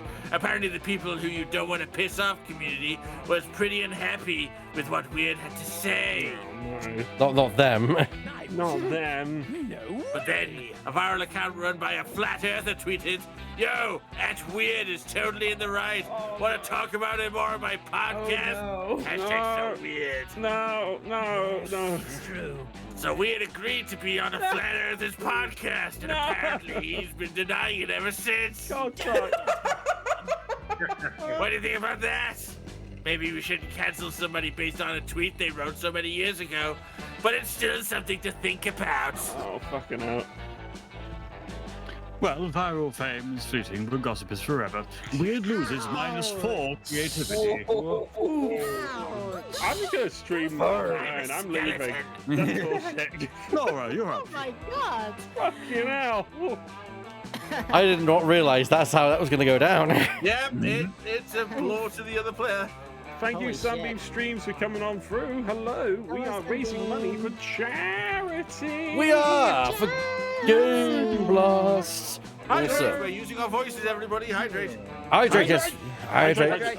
20, I actually need to go refill my drink, so I will be right back. Same. £24.35 away from another tombola. Okay. And also Um, sports special effects. They make Hell specialized yeah. peripherals for disabled gamers. We've made so much already. We want to keep making more. Head to the donation link and make a donation, and we'll do a dance on stream.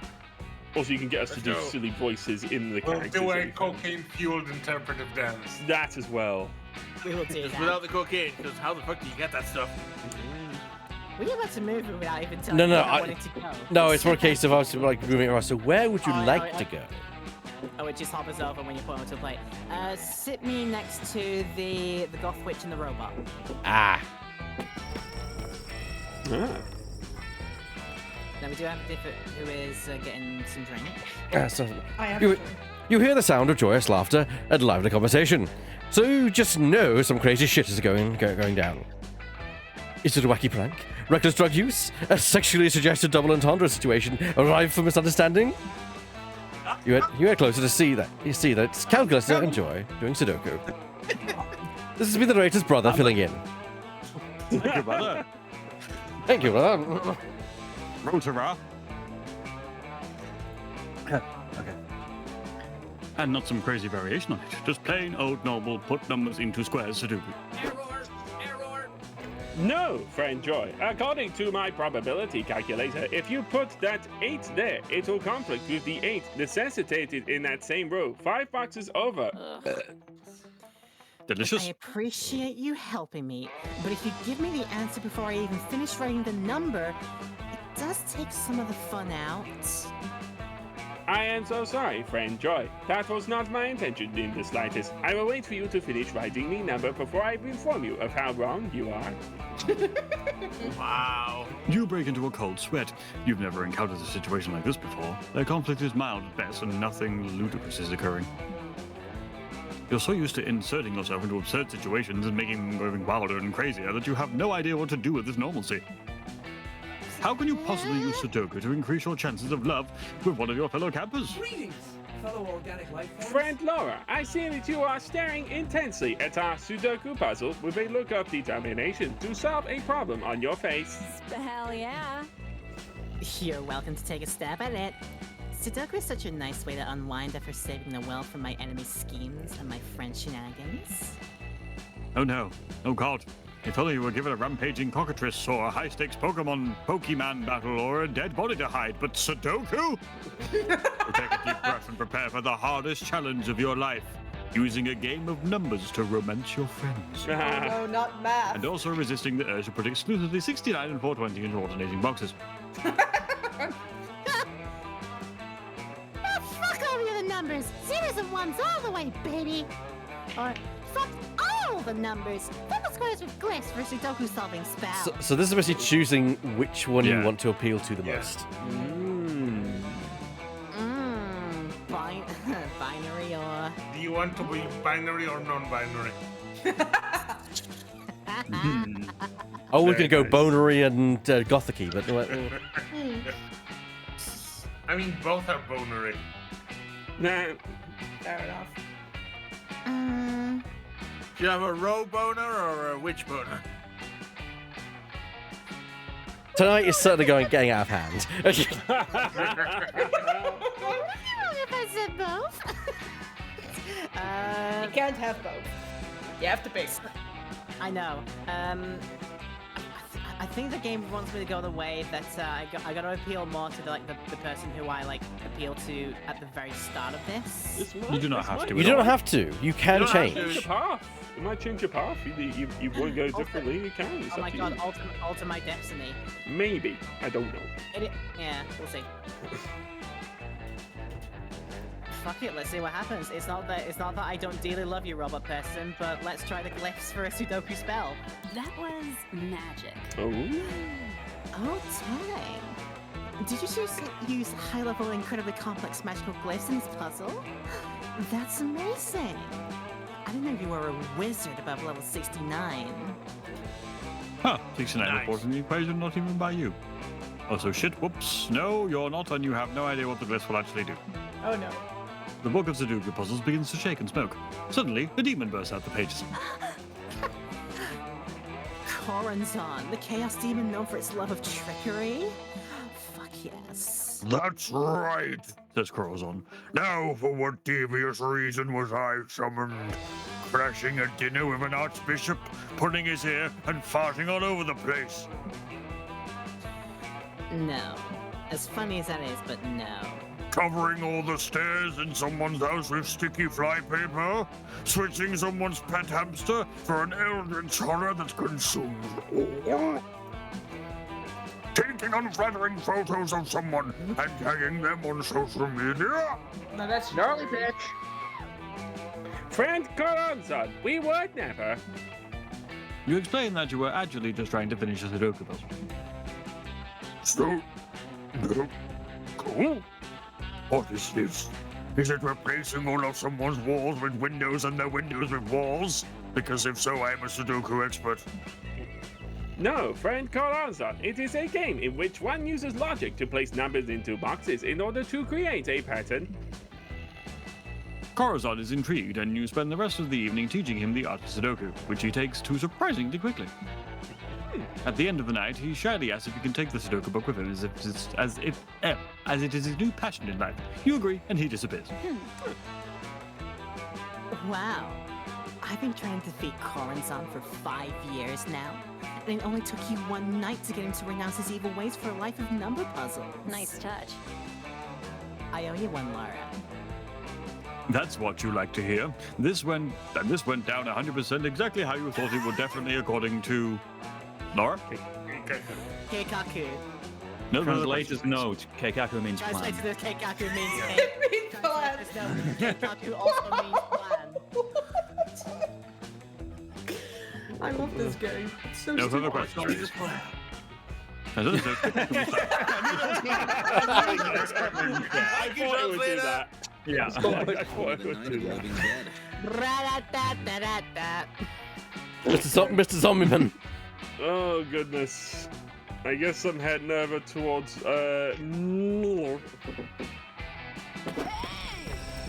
Relo, help me! I needed some advice.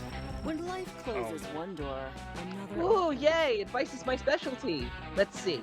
How about don't do anything you'll regret, but also the only thing you'll ever regret is not doing more. No. I need specific advice. You see, I've just been invited to attend Hell's annual Warlord and Warlady banquet and bloodbath. Sounds fun. Sounds fun. Sounds like a good time. Wow. The W&WB&B is like a super big deal. All of my heroes will be there. Baphomet, Genghis Khan, the Unstoppable Tide of Despair, the Hamburglar. And you want to make a good impression at this demonic Coachella thing? No worries, darling. With me as your PR coach, schmoozing will be a cinch. Now, the best way to impress important people is to be born into a super wealthy family. It also helps to have effortlessly perfect coupons.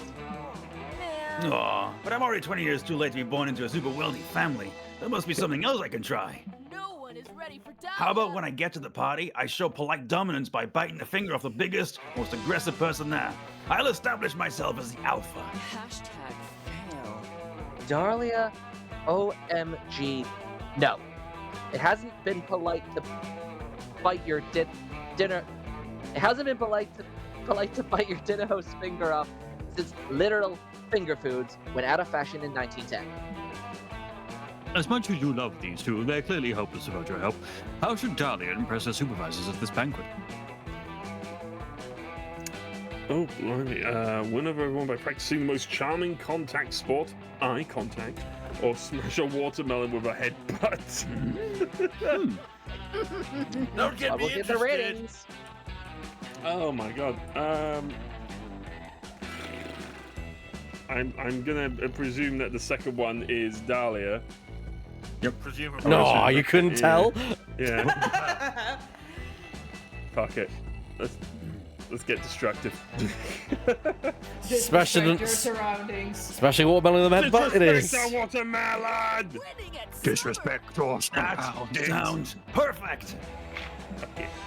What could be more impressive, more terrifying, and yet still more friendly and helpful than obliterating a watermelon with my forehead? I mean, if nothing else, I like the plan better than the whole biting off someone's finger. So do I. Thank you for your keen suggestion, Weird. This is gonna be awesome. Awesome. Hell, 300 years in the future, a traveler ducks into a dark, empty tavern to escape the cold. I've traveled through hell and back. Oh, I need a drink. Game barkeep. I don't have much coin, but I've traveled very far and need a good night's Tell me rest. more tales, traveler. Spare me your sorrows, traveler. You're welcome to stay one night.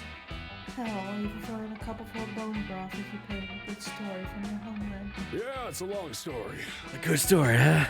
Okay, here's an old folktale about a melon-headed queen. Centuries ago, during an annual banquet for Hell's finest warmongers, someone made the egregious mistake of forgetting to bring a melon baller to the buffet. You guys would unforgiving side against such a hallowed location. Indeed, it would be a tragic day were it not for the appearance of the melon-head queen, who then obliterated and sliced up every watermelon using only her forehead.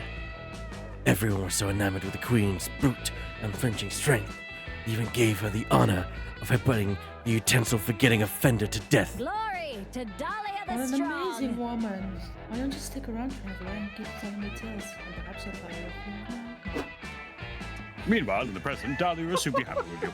Hopefully this goes well for her, and she'll offer to crush a watermelon between her thighs while you watch. Swoon! Blimey! I was not expecting you to take that. Oh, well. That was a direction. Yeah. That's great. Alright. Oh my god. Yay. It's got Hulu. I will sit with the Arabian Damien then. Alright then. You come upon Arabi scribbling furiously in a notebook, glaring at anyone who dares to come near her, which is mostly Damien, who keeps trying to sneak a peek. Hey, could you maybe fuck off, LeVay?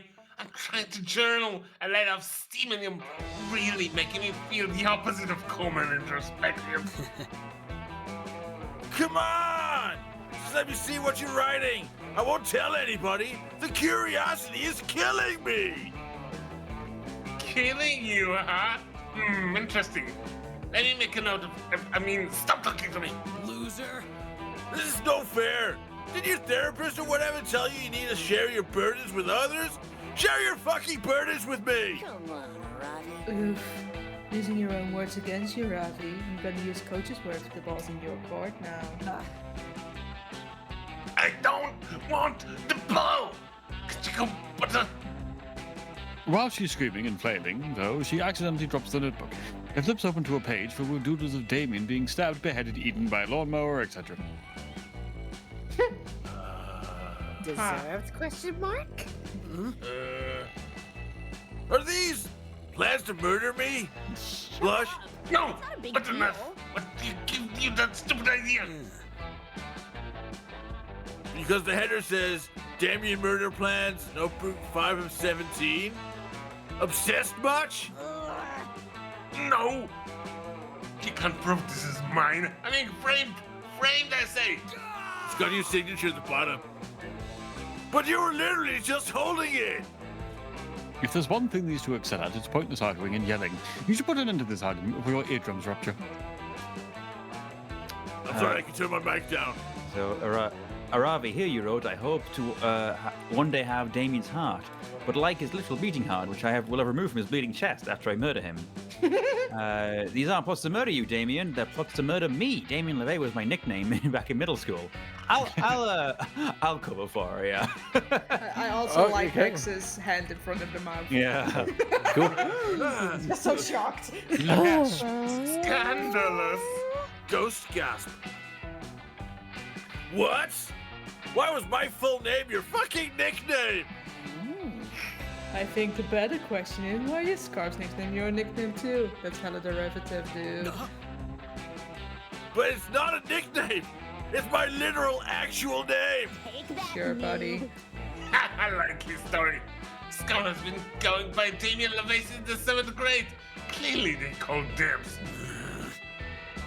I've been going by Damien LeVay for 21 fucking years! Anger. The last refuge of the totally owned. You're really gonna take that shit, Damien? Of course I'm not! Hey, I wasn't talking to you, poser. I'm talking to the real Damien LeVay. Holy shit. It's my name and I'll fucking kill you for it if I have to, not Damien, not May. Damien starts coming at you with a knife. You're ready to die. Getting stabbed over a horny lie is too told is how you're always meant to go. But before he even stand up, Aravi grabs Damien and suplexes him into unconsciousness. Nice. What is it with... Look, if I had a nickel for every time Drifting voiced a character who could suplex me... You got two. Just in a lot, but it's weird it's happened twice. Wow. And this isn't even my character. I'm just stuck to the character who did it. True. I just have drifting as my curse. Ha! What an idiot! Tried to kill his car without a proper plan. I didn't realize this was amateur hour. How underwhelming. Damien's clearly easy prey. Maybe I should have been spending all this time plotting to murder his car. Oh, what a fierce advocate. They seem like a much worthier target. And a way better Damien LeVay. Fucking you know that hate the whole you. Damien LeVay nickname thing was a lie, don't you? Can't talk right now. I got a murder to plot. Watch your back, Scarf, you sexy loser. The Slayer is back, baby! I regret She being rushes off, stuck to cackling you. maniacally. What an adorable little murderess. You can't wait to see how she decides to assassinate you. Yay! Diddums. Bring out your flasks. Oh my Does that mean god. erase Okay. attempted? Yeah. Oh, Kitty. who wants to play Laura. Juan? I think Laura. The magical Latino cat. Laura, so I only had joy. Oh my go god, for it. Latino cat. Oh my god, okay. Juan the small magical Latino Hello, cat. my Juan, the magical Latino cat. Ah, welcome, welcome. You new here? Ah, the Fred. Let me explain you how this works. I will prepare you a drink. To drink of the day, yeah? You may choose to drink that one, yeah? And if you're not interested, you are lucky, yeah? There's a mystery box with a second option, yeah? It could be better, it could be worse, but the one thing's for sure, it will be mysterious, yeah? And these drinks, look, choose whatever you want, don't be responsible for whatever you put in your mouth, yeah? I'm a wizard in training. For you to test my concoctions is somewhere between kind and reckless, yeah? So get ready and good luck, yeah? Get donating, everybody. Love potion number 9. What do you say? We can take the drink of the day, yeah? Or would you prefer the mystery box? The box. The box. Oh.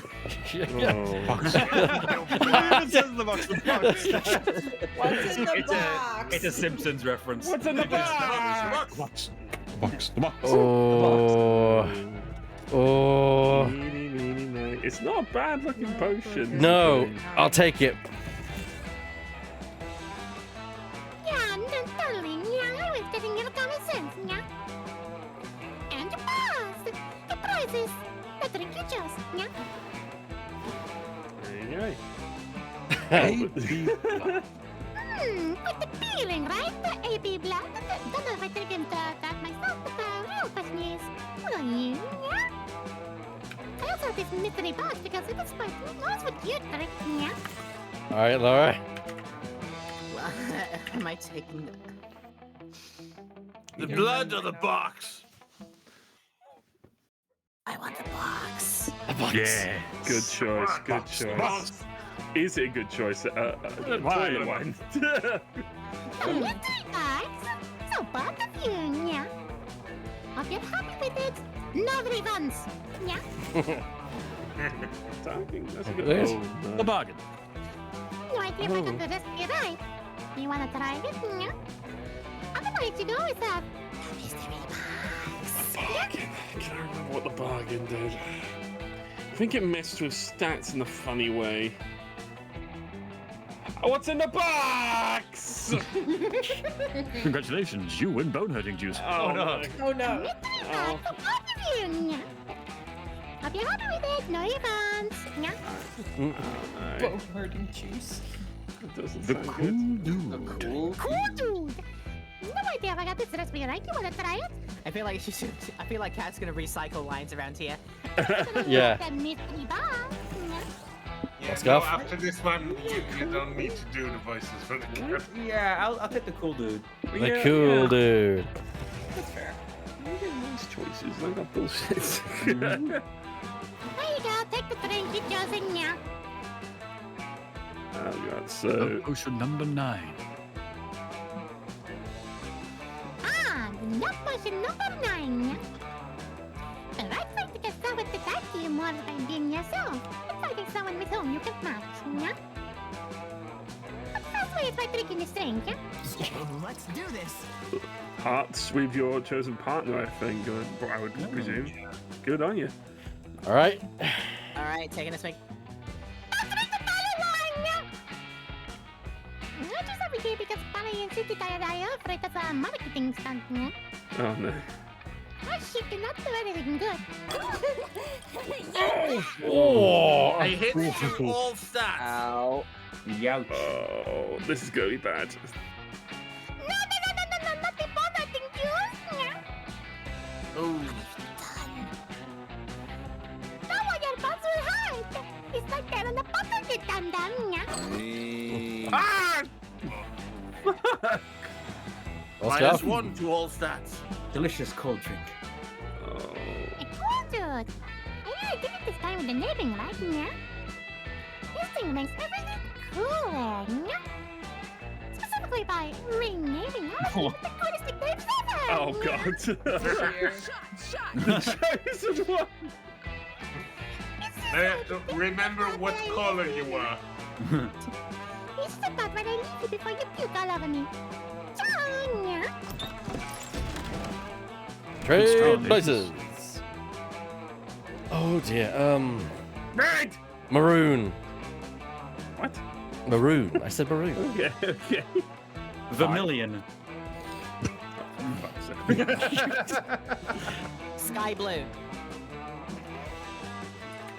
So red, and blue. Play in order. Decided on which color if we laundry would be the least sexy. We now Start have debating now. Pickus, Deity of Booty, Fuckmeister the Fuckmaster, Public Health, and the Chosen One. Public health. Like I say, I like cake. So Would be All hail Ficus! Deity of Booty. Anyway, you have a debate to start. This would be the least sexy. So the least would be up top. So we've got maroon, red, vermilion, which is like a light. Is that like a lighter red? that's no, I Kind of think like slightly green. orangey. Yeah. I would say this is a random round because they all Yeah, work. they all work. They all work. It's also quite, it's rather subjective. So Let's roll the dice. Yay! The die is cast. It's a good old Can I solid also red. request a break? Yes, let's take a quick break to refill drinks. Very Wonderful. I want the lavatory.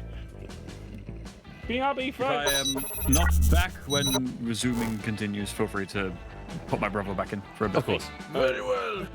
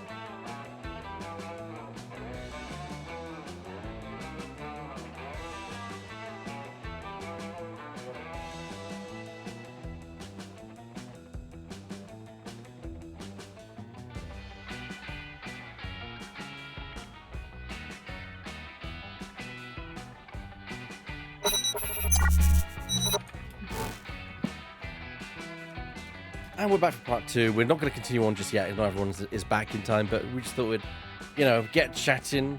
And of course, a reminder to you that we are raising money for GameBlast. There in the chat, you can of course donate. Help us out. Help us raise money for a good cause. It's to help great people who are less fortunate than ourselves continue to do the wonderful act of gaming. It's for a good cause. Because everybody should be allowed to game. Yes. Too bloody right. Yes.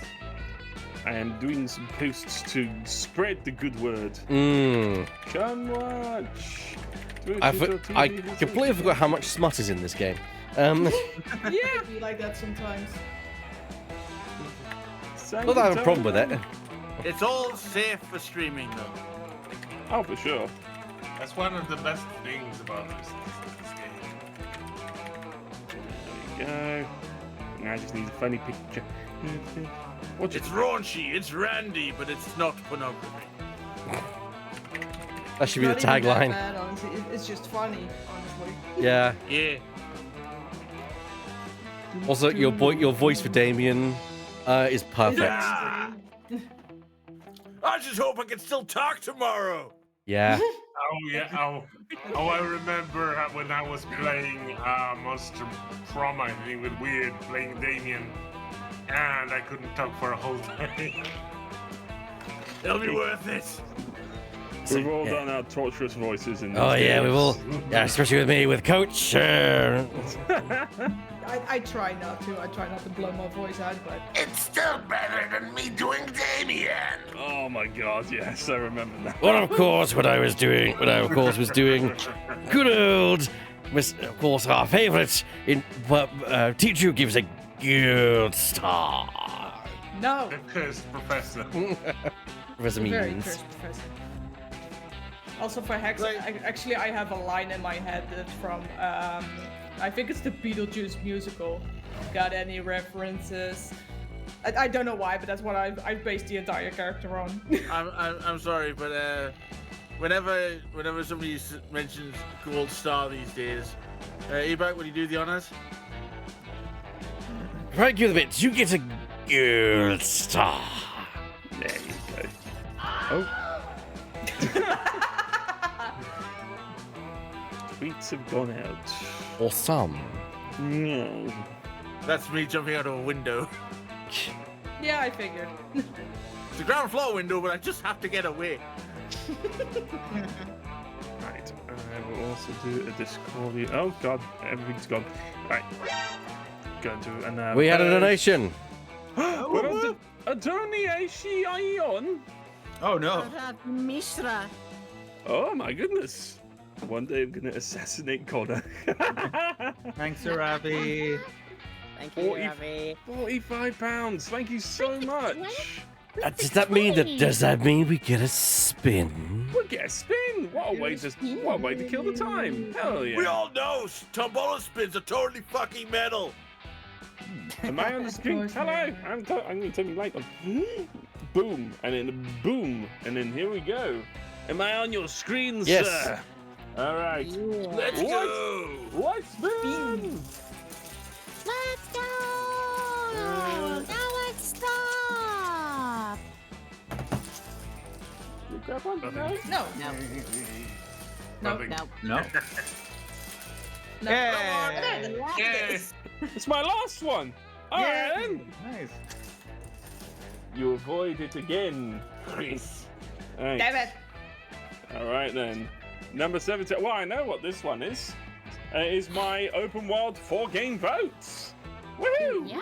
Woo-woo. So at some point on Twix, I will be doing a post where you'll be able to vote on one of 4 games that I will play on my channel at some point. A voice that goes deeper and deeper like this. I'm going to be playing Astroneer, Fallout 76, Pal World, or Void Train, depending on which one you guys vote for at the time. And Well, now I'm torn between 2 of those. yeah, this is gonna be a big one. I've been meaning to try Astroneer for the longest time. I want to get back into Fallout 76. That'd be good. Power World is just sort of the current thing, or has been recently, and Void Train just looks intriguing to me. So yeah, we get all of those on there. We're going to. I'll have a go at one of them on the channel. But that vote will be coming at some point. So that's all my tombolas done. What's left in the tombola? Did we have a spin and I missed it? Yes, you survived. You survived. I survived again. it. Oh god. Yes, but you get to vote between 4 of my open world choices. I swear to God, you're the last. You're gonna be the last ball that gets pulled out of that bloody. I'll just be Indeed. So yes, evading you the entire time.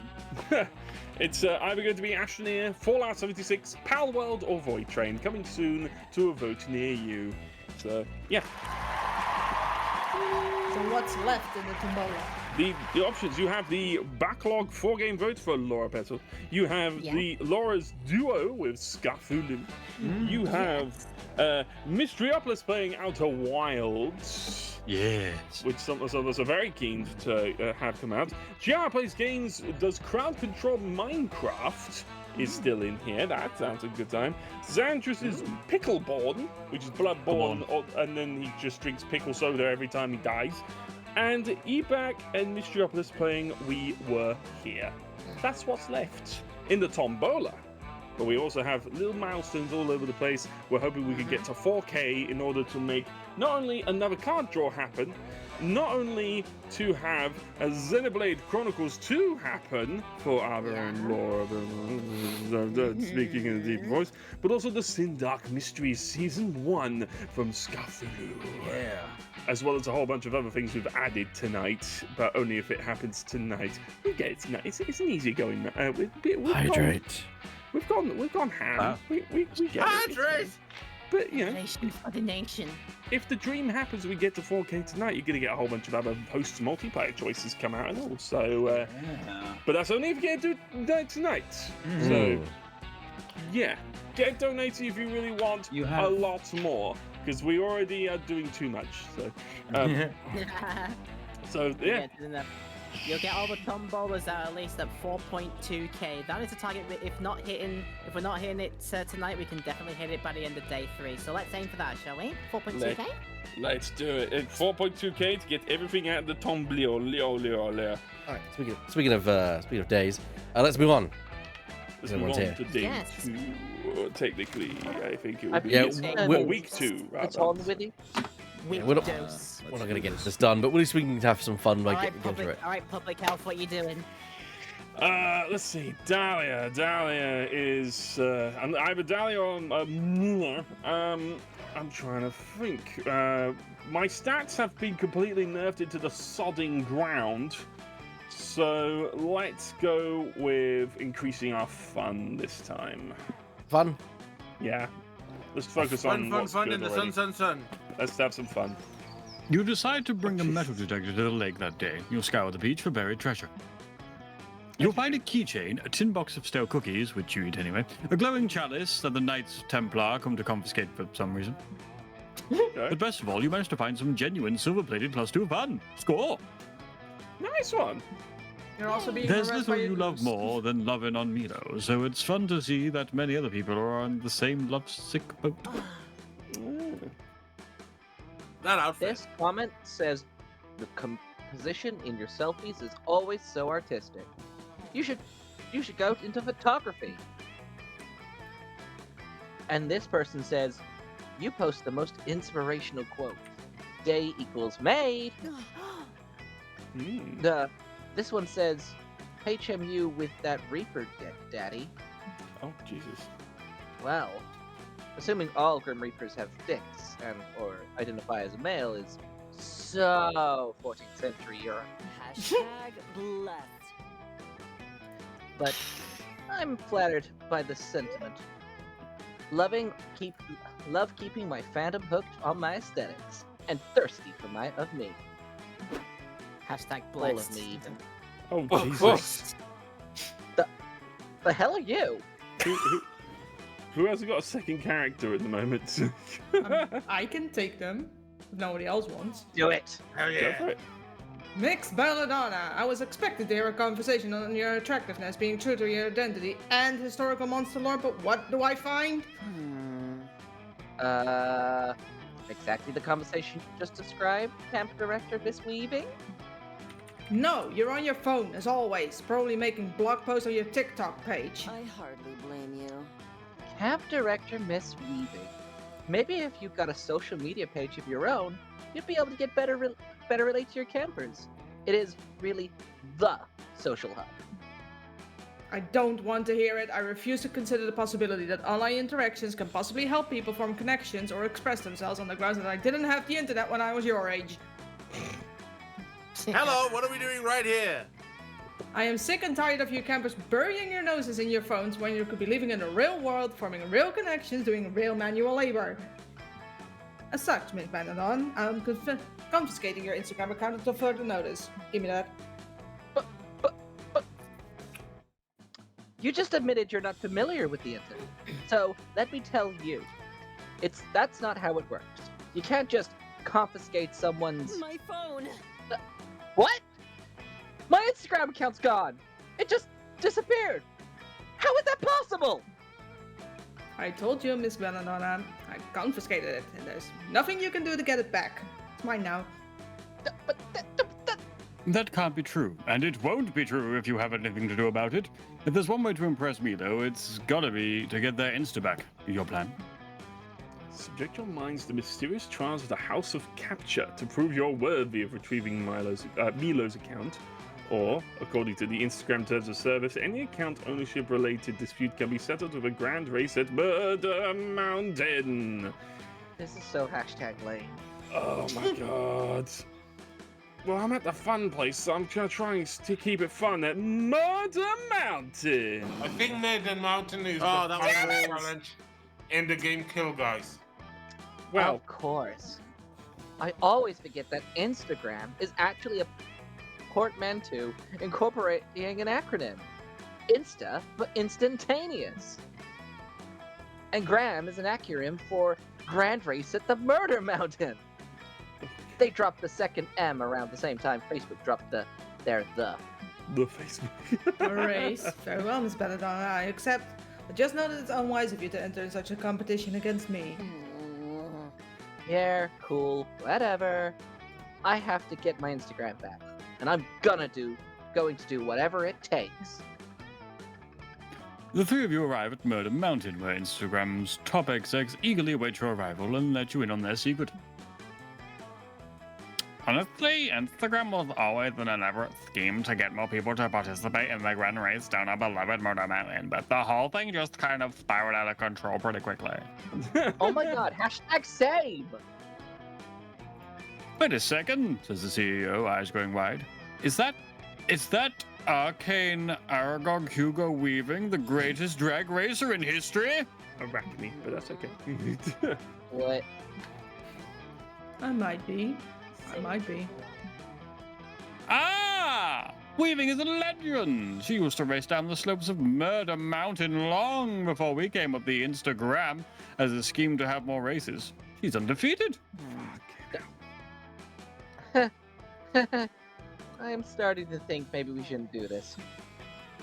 Milo has a point, but you know if you let them quit, they'll never recover. Their Instagram is everything to them. As a good friend, you pressure them to go for it, telling them that if they believe in themselves, they'll have to win. God damn it. This turns out to be patently untrue. Yeah. Director Miss Weaving lives up to her legendary reputation, zipping her car through hazards like lava, pythons, traffic cones, and spike pits effortlessly. Ugh, You struggle to even failure. You struggle to even start the car because you never bothered to learn to drive stick. And all race cars at Murder Mountain are stick shifts for some reason. You know, Miss Belladonna, I feel as though my further humiliation of you has been punishment enough. I am restoring your Instagram to you. But I did post a video of your crushing defeat. Hope your followers enjoy. They do, but Milo Aggressive does not. They rightfully blame you for their humiliation, and you lose -2 charm and -1 fun. I suck at this game! Fuckmeister and the Fuckmaster. Elfmeister, the Elfmaster! I'm better at voices. I'm gonna get around to that nickname. So yeah, I took an obliteration as well in that. So remind me never drink out of the toilet ever again.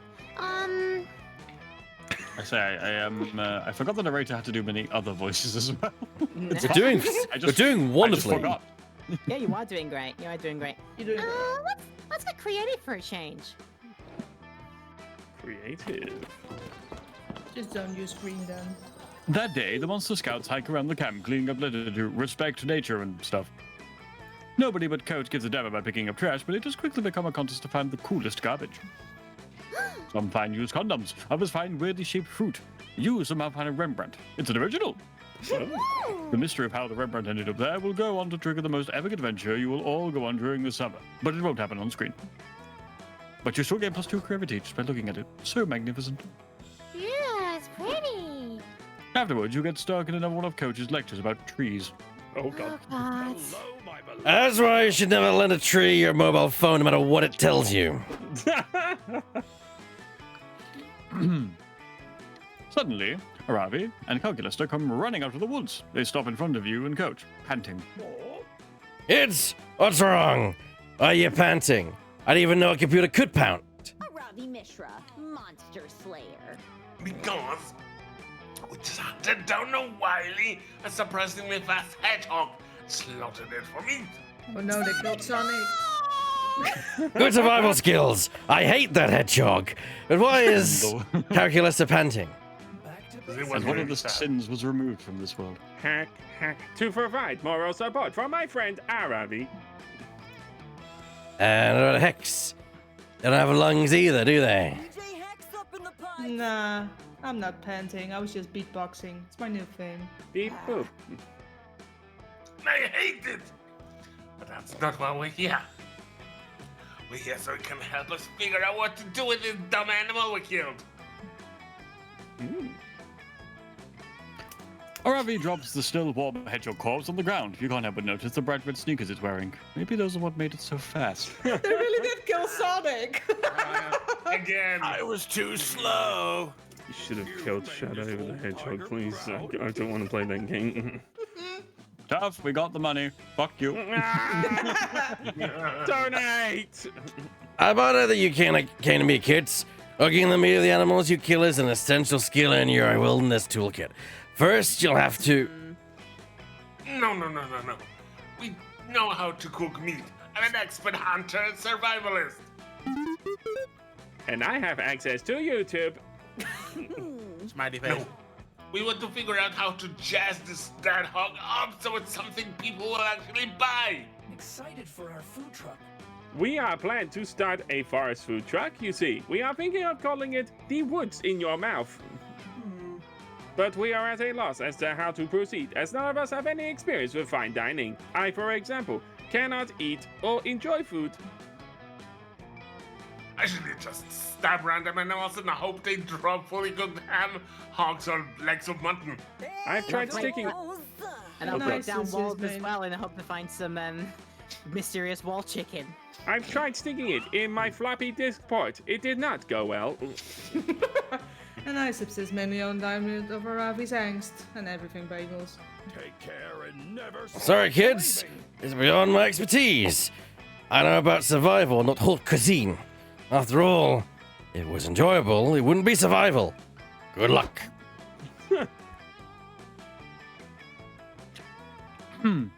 Haute cuisine isn't your area of expertise either. But you know what is? Coming up with bullshit ways to get people to give you money. You suggest... Are you having some hot cuisine at the moment, Tibbage? No, I just had to cough. Oh, okay. I don't even know what haute cuisine is. Okay. Just sound like you were Cuisine eating. means, high cooking. Sorry, Lord, would you mind repeating that? Go for it. People don't pay for the products, they pay for the brand. Just put some parsley on it and give it an elegant French name like Le Hedgehog de Sonic.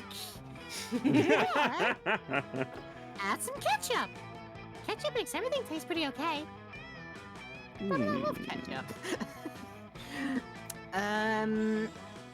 Well, you are better in creativity and fun at the moment. Are one of those Yeah. one of those?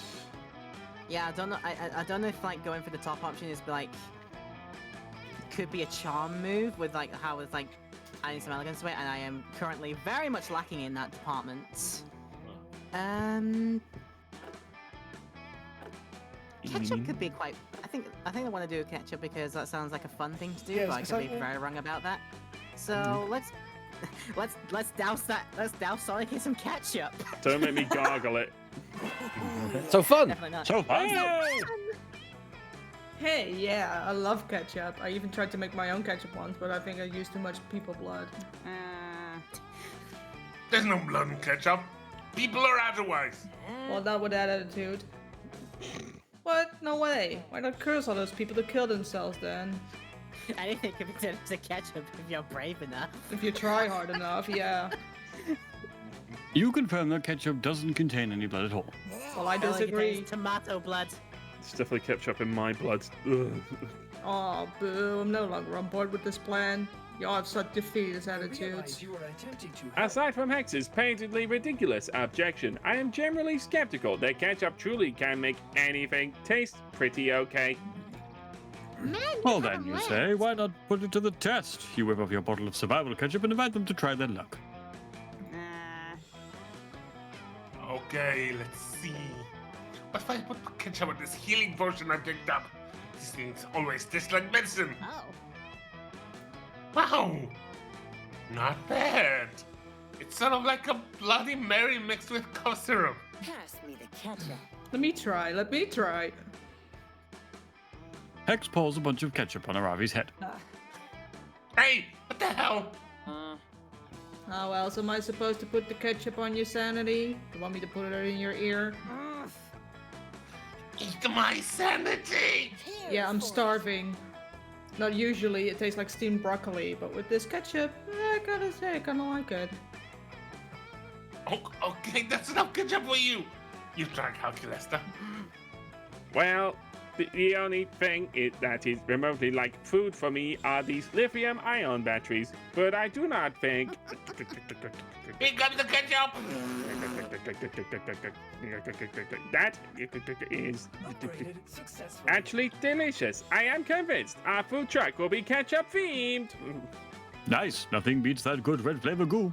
You spend the rest of the afternoon hanging out with your friends and wondering what else you can make more delicious with ketchup. Your game plus 2 creativity and plus 1 fun. Know what I mean? Oh my. Okay. Where do And I I go? ate Sonic the Hedgehog and it was much rejoicing. Yay! I think I should shore up my smarts a bit. So I think that's the woods, isn't Into it? the thick of it. Into the thick of it. That day in the woods, you find a mysterious portal to an unknown dimension. Whoa! You're not so stupid that you jump into it yourself, this time. So you decide to tie a chipmunk to a string and throw it in there. Yeet. You pull the chipmunk back, expecting to be dead or at least warped by the interdimensional travel, but it turns out that whatever's on the other side of that portal taught the chipmunk calculus and some very cognate arguments about gender identity. You and the chipmunk have a long, insightful conversation, and he helps you with your summer school homework. Your game plus 2 smarts. Yeah. I also love that they roast a marshmallow with their hair. If Baba Yaga turns up, I would like, please. Fair enough. Just in case. But continue. You and Damien are lounging together, having a surprisingly chill time, and a till chime, also a chilled out time, reading comic books. Nice. This is going to sound crazy, but can you pass me that one that doesn't have someone putting his fist through someone else on the cover? Sup, loser? Oh. Wait, what's this now? You're going to read actual words that might describe something other than punching? Ha! Huh? What? No! Who said that? I was just asking for the one without someone punching on it so that I can eat it, obviously. Right. But I say, Dahlia, I told you he's getting soft. But not so soft that you won't come sand strangling and ocean kicking with us tonight, right? My biceps are ready to choke that sand right out. And I got special boots made with spikes on the bottom, and the sides, and the top, so I can really show those waves who's boss. Well, that does sound great, but... What? Speaking of the ocean, I was actually going to watch this documentary on dolphins tonight. I'm making popcorn and baking dolphin-shaped cookies. If you want to join. Wow. You've changed, Damien. It's no wonder the wildlife hasn't appeared to you yet. The wildfire. Wildfire, sorry. Yeah. What? What do you mean? I wouldn't be surprised if wildlife didn't approach Damien either, but that's just an aside. Are you saying Damien would sing with the wildlife? I'd probably turn it into the wildfire, honestly. I know you've been on the hunt for this elusive wildfire, and I know it's thus far eluded you. And I also know why. We've established that nature likes Disney songs. That's all it likes. Yes. Yeah, unfortunately, heavy metal is not on nature's good side. Yeah. It's less ow and more. Yeah. I don't know. I can imagine honey badgers rocking Being out into to heavy metal, metal. yeah. Honey badger, honey badger. Honey badger, mushroom. Most because honey badgers are usually on mushrooms. Yes. The wildfire only appears to those who are badass enough to be worthy of this under its unbridled glory and untamed majesty. It's true. I was just in the woods one day playing with matches, and suddenly out of nowhere, the wildfire just appeared. It was one of the most magical moments of my life. There's nothing like seeing a wildlife out in its natural habitat. Wildfire. Yeah. And here we see a wildfire. Too bad you'll never see it. Face it, Damien. You're just not metal anymore. Not metal? Not metal? I'll show them who's not metal, or I'll show them who is metal. It's me! I'm still metal. Now to prove it by becoming worthy of the wildfire. But how? Perform the sickest skateboard trick, escaping from a tank of water while chained, and on a skateboard, write a poem. But a poem that's very metal. So you're basically a power metal ballad. Yeah. Okay. I'm going to say that the first one is definitely boldness. That's got to be boldness, right? Probably. And a poem.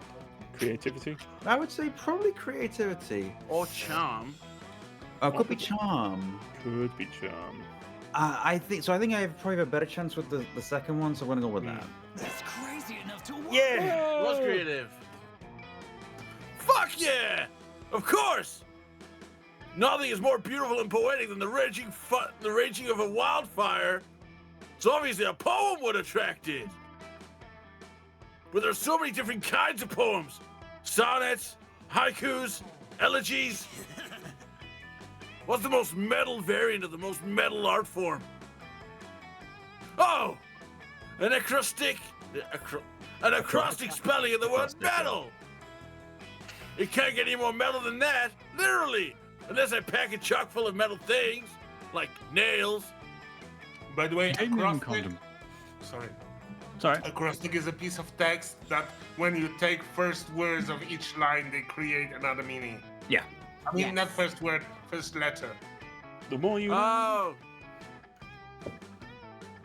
Damien contemplates his literary masterpiece for about 12 seconds before reciting to you his finished work. M is for metal, also for meat. E is for everything spicy I eat. T is for the terror I inflict on the masses. A is what I kick, which is everyone's asses. L is for last letter in metal and also for longest, which is how I describe my... Good.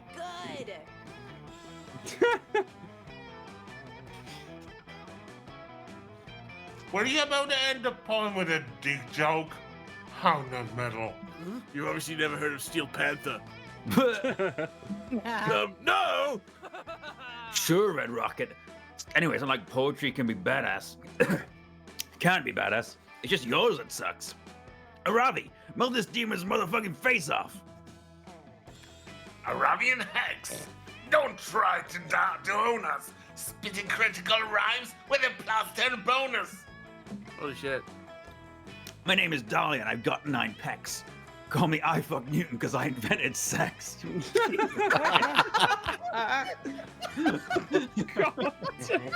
Somewhere off screen, It pans to me at a desk holding up a 10 for that one. Yeah. Hell yeah, that's poetry, baby. I don't know. I felt like it lacked the deep thematic resonance and emotional maturity of my poem. Whatever. We're like masters of survival. Thanks for having my back, the chosen one. We'll lure the wildfire out yet.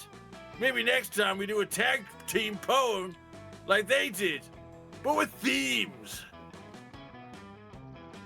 Oh yeah, Damien said he wants to team up with you. You would love to see it, and you gain +2 bonus and +1 fun on the spot. Yay! I can do this. Whoop, whoop. Well done. It's time for thickest deity of booty. There you go. Ooh, I'm looking good in boldness and fun. I kind of want to get my creativity up, but I can't. So let's be that. The thinking here is that you probably want to like have whatever talents you think your target is most likely to have sort of raised. So you probably want to go ham on some of the skills that you've maxed out, but having some other stats up would be good as well. So The thing is, I think I'm going to need creativity for this guy, so let's go creativity. All right.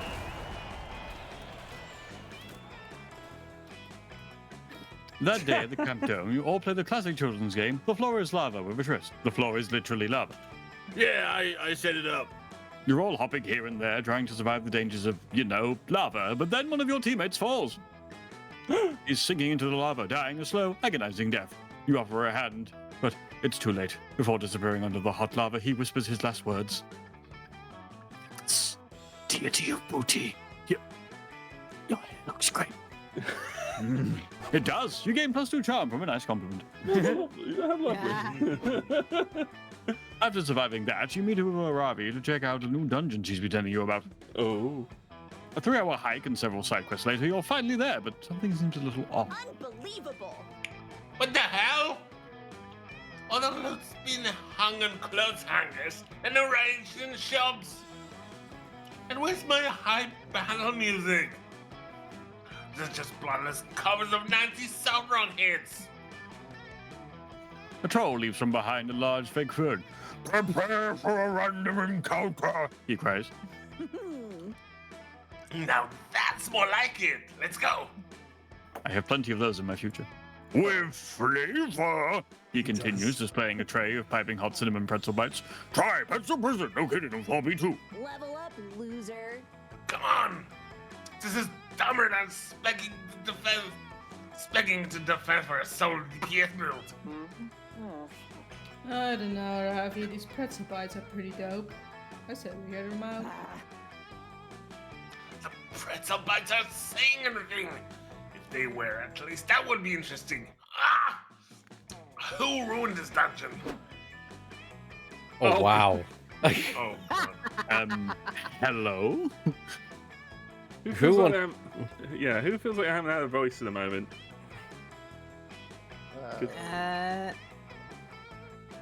I would otherwise have said myself, but it's up to you. Go for it. You go. Go for it, Weird. Go for it. Would you like it, Weird? Otherwise, I would have said missed as well, but... You can have this if you want. I relinquish to you. I don't mind. Go for it. I think you mean who significantly increased the property value of this dungeon, my little money bundle. Mr. Poppins. The name's Mr. Poppins, CEO. It's a pleasure to meet you. I'm the one responsible for turning this literal hole in the ground into a prime investment opportunity. Oh, Christ, guys. Something worse than a monster. A capitalist. Oh, bastard. Bastard. Capitalism, even. He doesn't even drop loot when I stab him. Rude. Dungeons are terrible business. They don't charge admission. They carry enormous legal liability, and adventurers are always carting off the merchandise for free. Next time, I won't have Paying nothing, even. Oh, whatever. The only business that belongs in that dungeon is the none of yours kind. Come on, Hex. Let's go back to camp. Oh, this will be a shopping mall. Don't you mean let's go back to the mall? That's right. I've purchased Camp Spooky, and I'm turning it into another shopping mall. After all, the employees at the shopping mall need somewhere to shop. Don't you agree? You villain! I'll show you how a real adventure shops by stabbing and then taking your organs. Because that's how I get most of my loot. Oh, you fool. You think mortal weapons can harm me? I have 6 guys on retainer whose job it is to get stabbed on my behalf. You'll have to do better than that. Hey, boss, can I put you down? This is very heavy. Damn, he's right. It does look very heavy. I can't beat him alone. I need to form some kind of an anti-capitalist adventure party. But Arabi's got no idea where to start, and Hex is too busy watching reruns of Wife Swap to contribute. It's up to you to suggest the perfect team up. Small business owners hate big business. Gather local entrepreneurs to form a small business mecca. Seek out the powerful and secretive order of e-commerce. It is said that no shopping mall can stand against them. That's capitalist. It's my one weakness. That's kind of smart, that last one, so I don't think that's for me. The small business owners, that sounds like bold to me. Or charm. Could be creative. I don't know. It could be creative, which is why it's giving me pause. But then is the last one bold as well? If the other one is smart, then that top one's going to be anything better. Anything better, yeah. Let's go for it. Hey! Yeah, that's So brilliant. The area around Camp Spooky is indeed home to many vibrant small businesses. Most of it will cater to the camp's constant need for replacement buildings and medical supplies. Come on, let's form a mecca. All right, children. You have fun. I'll just be over here, growing steadily wealthy.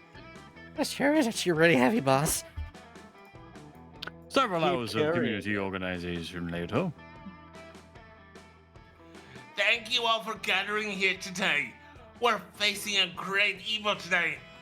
A dumb, stupid jerk who did a thing I don't like. And to stop him, we need to form a mecca. Benny from Benny's Bait Shop. You'll use your fish hooks to form the mecha's grappling apparatus. Martha from Martha's bulk replacement windows. Her tempered glass will form the mecha's visor. The rest of the bars will come from Javier, who has the shop that sells mechas. That's handy. How handy. How convenient.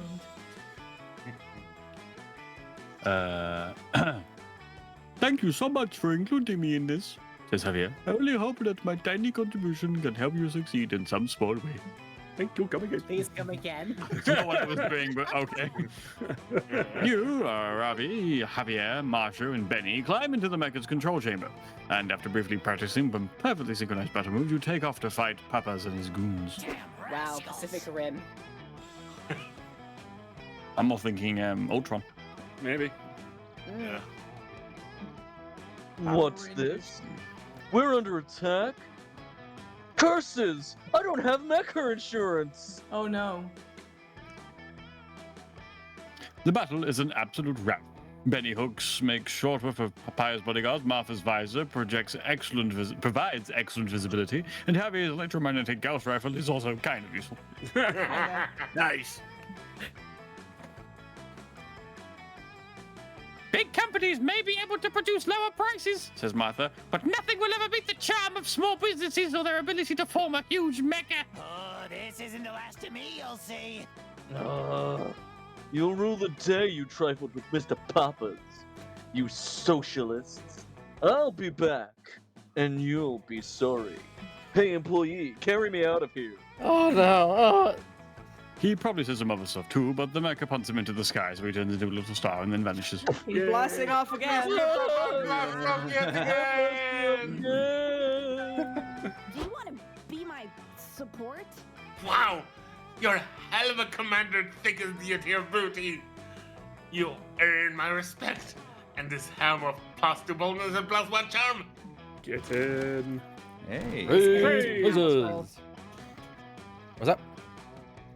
He's getting too powerful. Yes. Very, very, very powerful. Pizza.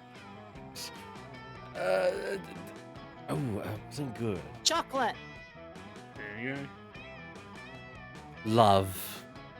Ah. Streaming for charity. You son. Player orders the space and the likelihood that Sai would survive and say good thing was completely wiped from existence. Well, Scarf wins. Yeah. God damn it. Oh, society would survive if said. Yeah. Oh, so it's the opposite way around. Yeah, the opposite, yeah. It's the opposite. You go last, Scarf. Yeah, so I don't.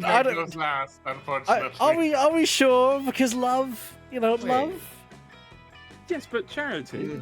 Charity. It's GameBlast24. How can you go against it? It trumps all. Oh no! Oh yeah. Oh yeah. So it's fine. I thought like we were putting So like Scarf will last. Yeah, Scarf will be last in this case. So. Okay. Oh, So, okay. can we do without pizza, without chocolate, or without love? I mean, I can live with none of the three, but Without love, where would we be now? I literally can live without pizza. I can't. Same. Me and Scarf go without a show. Yeah.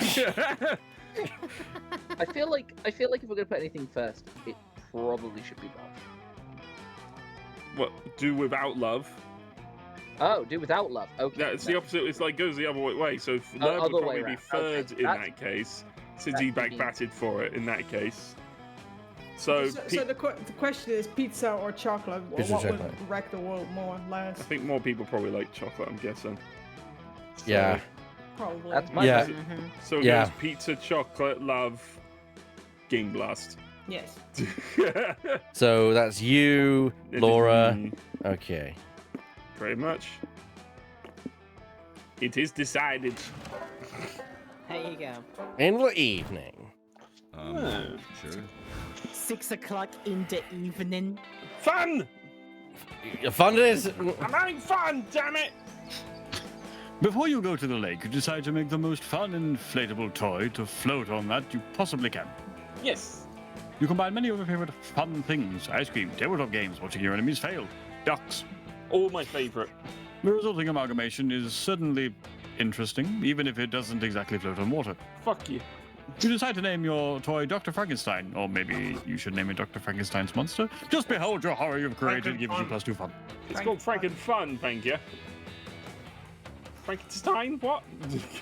Yeah, the Frankenfun. My Frankenfun.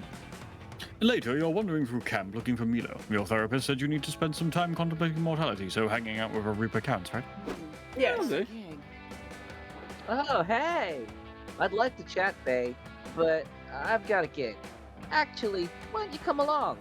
It's a lovely day for reaping, and you'd get the privilege of watching me work. Sure. Go on then. Oh, hell yeah. Watching Milo lead a soul to the afterlife? That's gotta count as emotional reflection. You follow Milo to a rotting corpse where the soul awaits. Hello, darling. Hello, little soul.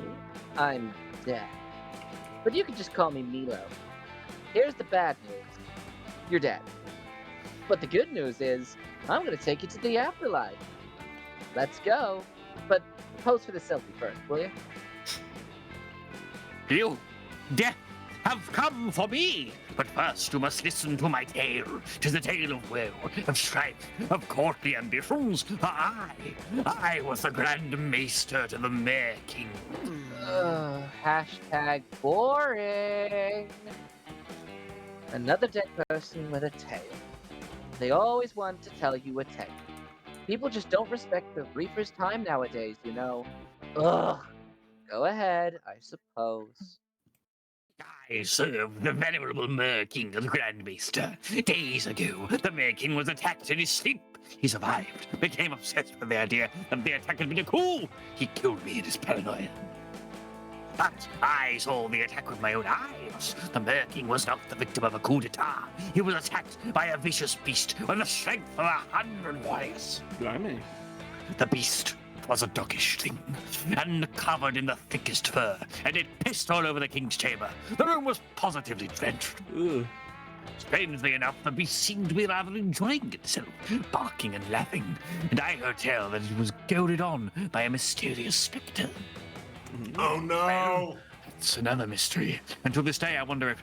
Wait, have you been listening to me? This story is gripping. You should be paying attention. No, I know. Of course I wasn't listening. That story was way beyond my attention span. I was trying to figure out why I can't download your soul to my soul transporter app.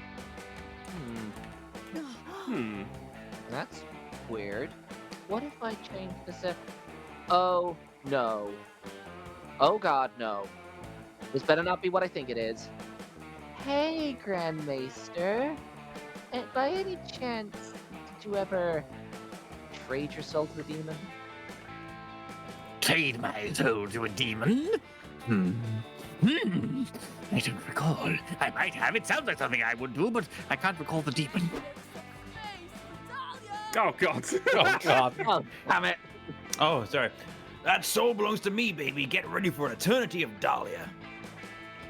4 years ago, I made a deal with that guy. He swore that I could have his soul when he died, for the low price of 4 elf-themed pogs.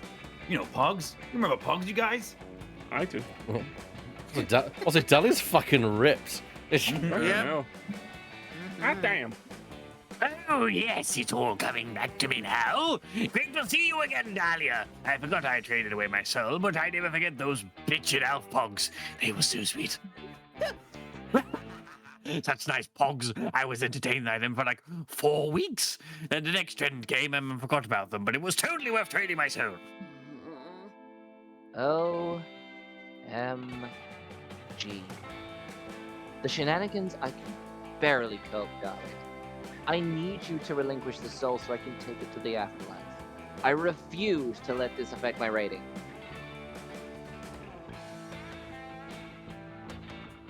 Sorry, Milo. I traded 4 whole pogs for that soul.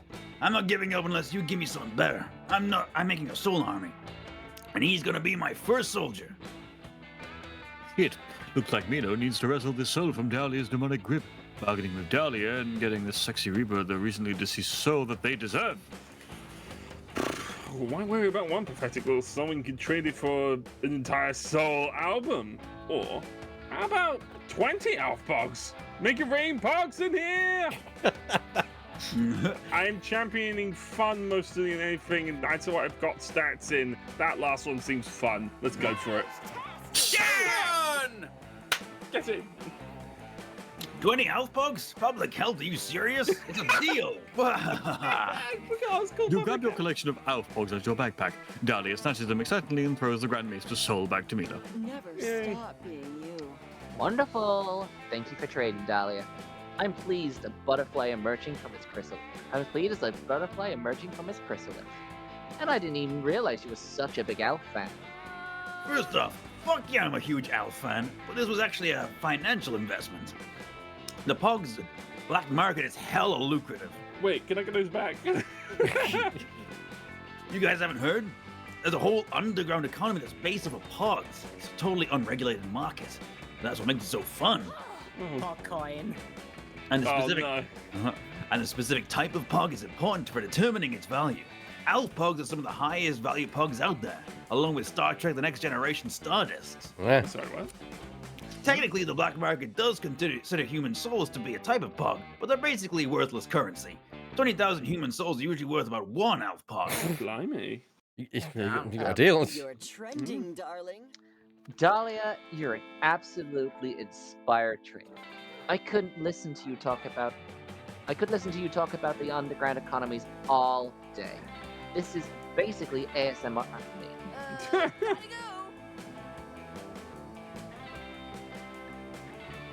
Hell yeah, I should go. Though.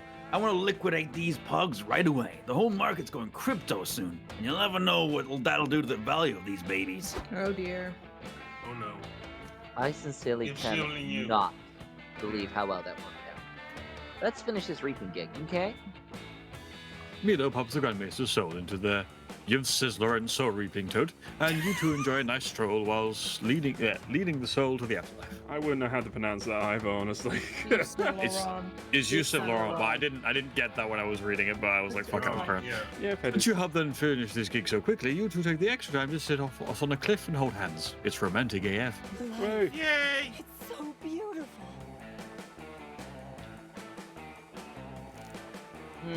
This atmosphere. It's calm, quiet, beautiful. I can feel myself blooming, you know? I'm happy as a peony in spring. And the sunset is particularly emotional today. We should do a collab. Thanks for your help with the gig, Public Health. I don't know what I would have done if Dahlia had kept that soul. But you were there right when I needed you, weren't you? Suddenly, Milo dramatically grabbed your face with both hands. They stare deep into your eyes. You feel your soul quaking. Don't you take my soul? It's worth at least Listen. 2 outposts. Public Health. I wouldn't trade your soul for all the health pods in the world. Blimey. Whoa! If Milo thinks that your soul is worth more than 20 elf hogs, that's gotta mean something, right? You blush so hard that it gives you +2 boldness and +1 smarts. For someone who's doing pretty badly in this game, I've done pretty well. We're not bad anything. Yeah. We're gonna make this the last round because we're getting close to finishing time anyway. So let's everyone have their one last go. So next is Miss Petal. Get your donos in, everybody! Donos in! Donate! Get us to say funny lines. Get some boldness in. Get us to say some funny lines. Go on. Boldness? Hilarious. Boldness. It's boldness, yes. Yes. You go to the Haunted Manor to get some boldness since you found a brochure that promised some boldness if you visit. Instead, you find a mischievous demon. It was all a ruse to lure you here. The demon will take 9 years of your life. Oh, God damn it. You take the demon to court for misleading advertising. Bringing Phoenix right The in. jury is fond of mischievous demons who fool people into giving years of their life up, so you win, and the demon has to give you +2 bonus. Fuck yeah! Get in. Boldness! You spot Calculator sitting contentedly nearby, a little cactus by his side, leafing through college brochures. You ask him if he's figuring out what to do after high school. What? Oh, heavens no. I have already planned out my own future for the next 4,000 years. Wow, I- forward thinking. I am perusing these pamphlets because I am concerned about the future of little Katy Prickly Perry here. It takes you a second to realize he was referring to his little cactus friend. That's sweet, but you gently remind him that the cacti can't go to college or hold jobs. That is certainly what everyone says, but just because something has never happened before does not mean that it will never happen. Success. I am confident that Katie will be the first in her genus to finally break through the glass ceiling of the greenhouse and achieve a fulfilling career. The only true obstacle is figuring out what career she is best suited for. I must confess, I am at a bit of a loss. Well, if Cal is really committed to this, you can play along. You suggest that little catty might make a good civic engineer. I considered that, but she simply isn't very good at math. What about politician, you suggest? You don't have to know much to be a politician.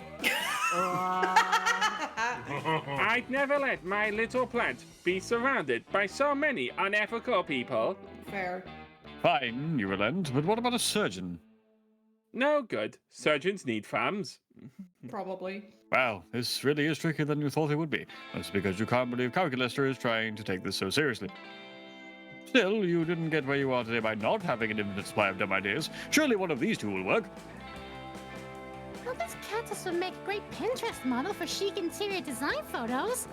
Or, with the right education, this cactus might suddenly become a highly accomplished beverage. Do not drink the cactus. Drink cactus Do juice. Do not drink cactus juice. It'll quench you. Yeah, I It's think the you're- quench you. You're doing a. Nothing's quenching. So that's probably what smarts. That Yeah, bottom smarts line? and smarts and creativity, I think, are what's going on there. Creativity Yeah, up top. Creativity is definitely up top, and then smarts is down below, which is not Your- the strongest, at least compared to creativity. So Also, who yeah, lit Momo on let's. fire? Who lit what? Who lit Momo on fire? I'm not sure what you just said. What? I was making an Avatar reference, damn it. Couldn't tell what you said. Oh. You lit Momo on fire. Oh. Okay, then. Yeah, this cactus make a great Pinterest model for chic and serious slide photos. So creative. So creative. What an ambitious prospect. I have often admired the plants in those glamorous photographs. It's a giant mushroom. But show business is such a rarefied career. Do you really think little Katie has what it takes? Are you kidding? It's clear just by looking at her that Katie's got star power written all over her. No, wait, this is just scores of painful spines. But still. Very well. Sure patch. I am convinced. But how will we get her started in the competitive world of interior design modeling? You know just the guy. You unlock your phone and call up Max Greenfrond, a forest fairy who left the woods and moved to Los Angeles to become the #1 agent for plants and Keanu Reeves. Max books Katie an audition with a popular Pinterest influencer, and the rest, as they say, is history. Oh my circuits, look at those rave reviews our little Katie is getting. Their living room looks alright, but that cactus, wow, what charisma. With all the sass and panache packed into that spiny green body, it's a wonder there's any room for the chlorophyll. Fuck couches, fuck tasteful arrangements of bespoke shelving, give me more cactus! Soon, Katie has progressed beyond mere in Pinterest modeling. Before you know it, she's making forays into the world of film. We just got a donation. Wow! Nice. Don't. Richie with £4.35. Let's round this up. Thank you, Richie. Lovely! Let's round this up to either a 0 or a 1. Oh She no. plays the love interest in an art house romance film about a housewife who falls out of love with her boorish husband and in love with the mysterious house cactus. It's called My Vagina. Katie never forgets where she came from. In an interview with People magazine, when asked what her fondest memory is, she says nothing, because she's a fucking cactus and no amount of film will ever change that. Look at the fucking poster produced by Jesse Cox! Of course you would. Sorry, but the line, nothing because she's a fucking cactus. Scott. No amount of fame will ever change that. That's brilliant. I'm so glad that even with all this notoriety, my little Katie has remained true to her roots. I feel such pride. She can't leave You're her proud roots, too. otherwise she'd die. Yeah, true. You're proud too. Normally your schemes don't go nearly this well. You gain +2 charm and +1 creativity. It's time. It's the last round. Screw it. Scarf, where do you need to go? So I don't go there. Oh God. I mean, I still need to boost my smarts really, but do I need it? I may go to the manor again. I think so. May go where? The manor. Oh, the You manor can't. It's taken. already. Yeah. Oh, okay then. Never mind. What's Camp Doma Scouts? I haven't been at the Camp Dome, so I'd like to go there. In that case, I will go and look at the creativity side of things for me. You spend the day learning new skills with the Monster Scouts in order to earn badges. You earn a badge for healing a wound using only the bark of a tree. You earn a badge for writing poems in iambic pentameter. Iambic pentameter. Yep, iambic. Sure, that's what that said. You earn a badge for building a blackberry using only real blackberries. What? Nice! Completing all those unexpected and probably useless lessons earned you +2 creativity. Yay! You're hoping to run into your gal Aravi, but so far she hasn't seen any of the places you'd expect. Mines, the dungeons, the forest. You heard Camp Spooky was doing an arts and crafts pop-up session, so you go over to pass the time, and are shocked to find Aravi already there. Yes, this slump modeled earthenware masterpiece will be one of my finest work yet. Sup, loser? Oh, hello there, thicker deity of booty. Welcome to my purgatory of boredom and suffering. I do so love your suffering. You mean your craftatory of podplum and creating? No, I meant what I said the first time. No, you don't. In that case, we can make no complaining on next roof compromise, because you're housing my pottery buzz. see what I have to put up with. I get super into any random activity they see on TV and immediately wants to try it out. Unbelievable. They watched a documentary on Mesopotamia and oh, they took away a promised pot and immediately threw themselves into this obnoxious new hobby. They've been leaving little curse-shaped clay prints all over my nice adventuring gear. It's called having fun, try it sometimes. Which you have been wearing because I graciously agreed to accompany you on quests, just like how you graciously indulge me in my hobbies too. See, that's how this give and take works. Well, I want to give you a punch in the face and take all this clay away from you, so we can do something less boring. You can't punch me, I'm not corporal. I can try. You think watching paint dry is boring? Try watching clay dry. At least a painting is a picture of something. Move on. Why can't you let yourself enjoy my newfound love of pottery? Pots are beautiful. Yeah, the only time I ever care about pots is when I can smash them and get rupees. Ah! Smash! That may be the only circumstance in which Ravi cares about pots, but one circumstance is better than no circumstance, and you know just how to use it. Guild trip. Ask Avari to make pots to give back to the poor old man whose hundreds of pots she has broken over the last several months. Fuck guilt. Well, that's the weird one. Avari should make her own pots, then break those to get you rupees. Infinite money! That's creativity. I'm the old man. Those are my pots, you fucker. I've been there, I've done that. I want to stop. I'm gonna go for this one though. Guild trip. So charming! So charming.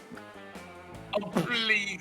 He was asking for it. The old man didn't want to leave heavy spots smashed. He wouldn't have just left him out in the open in his house. Behind a locked door which I picked, like the wooden fence I jumped over. Ah, fine. Whatever. Replace your stupid pots.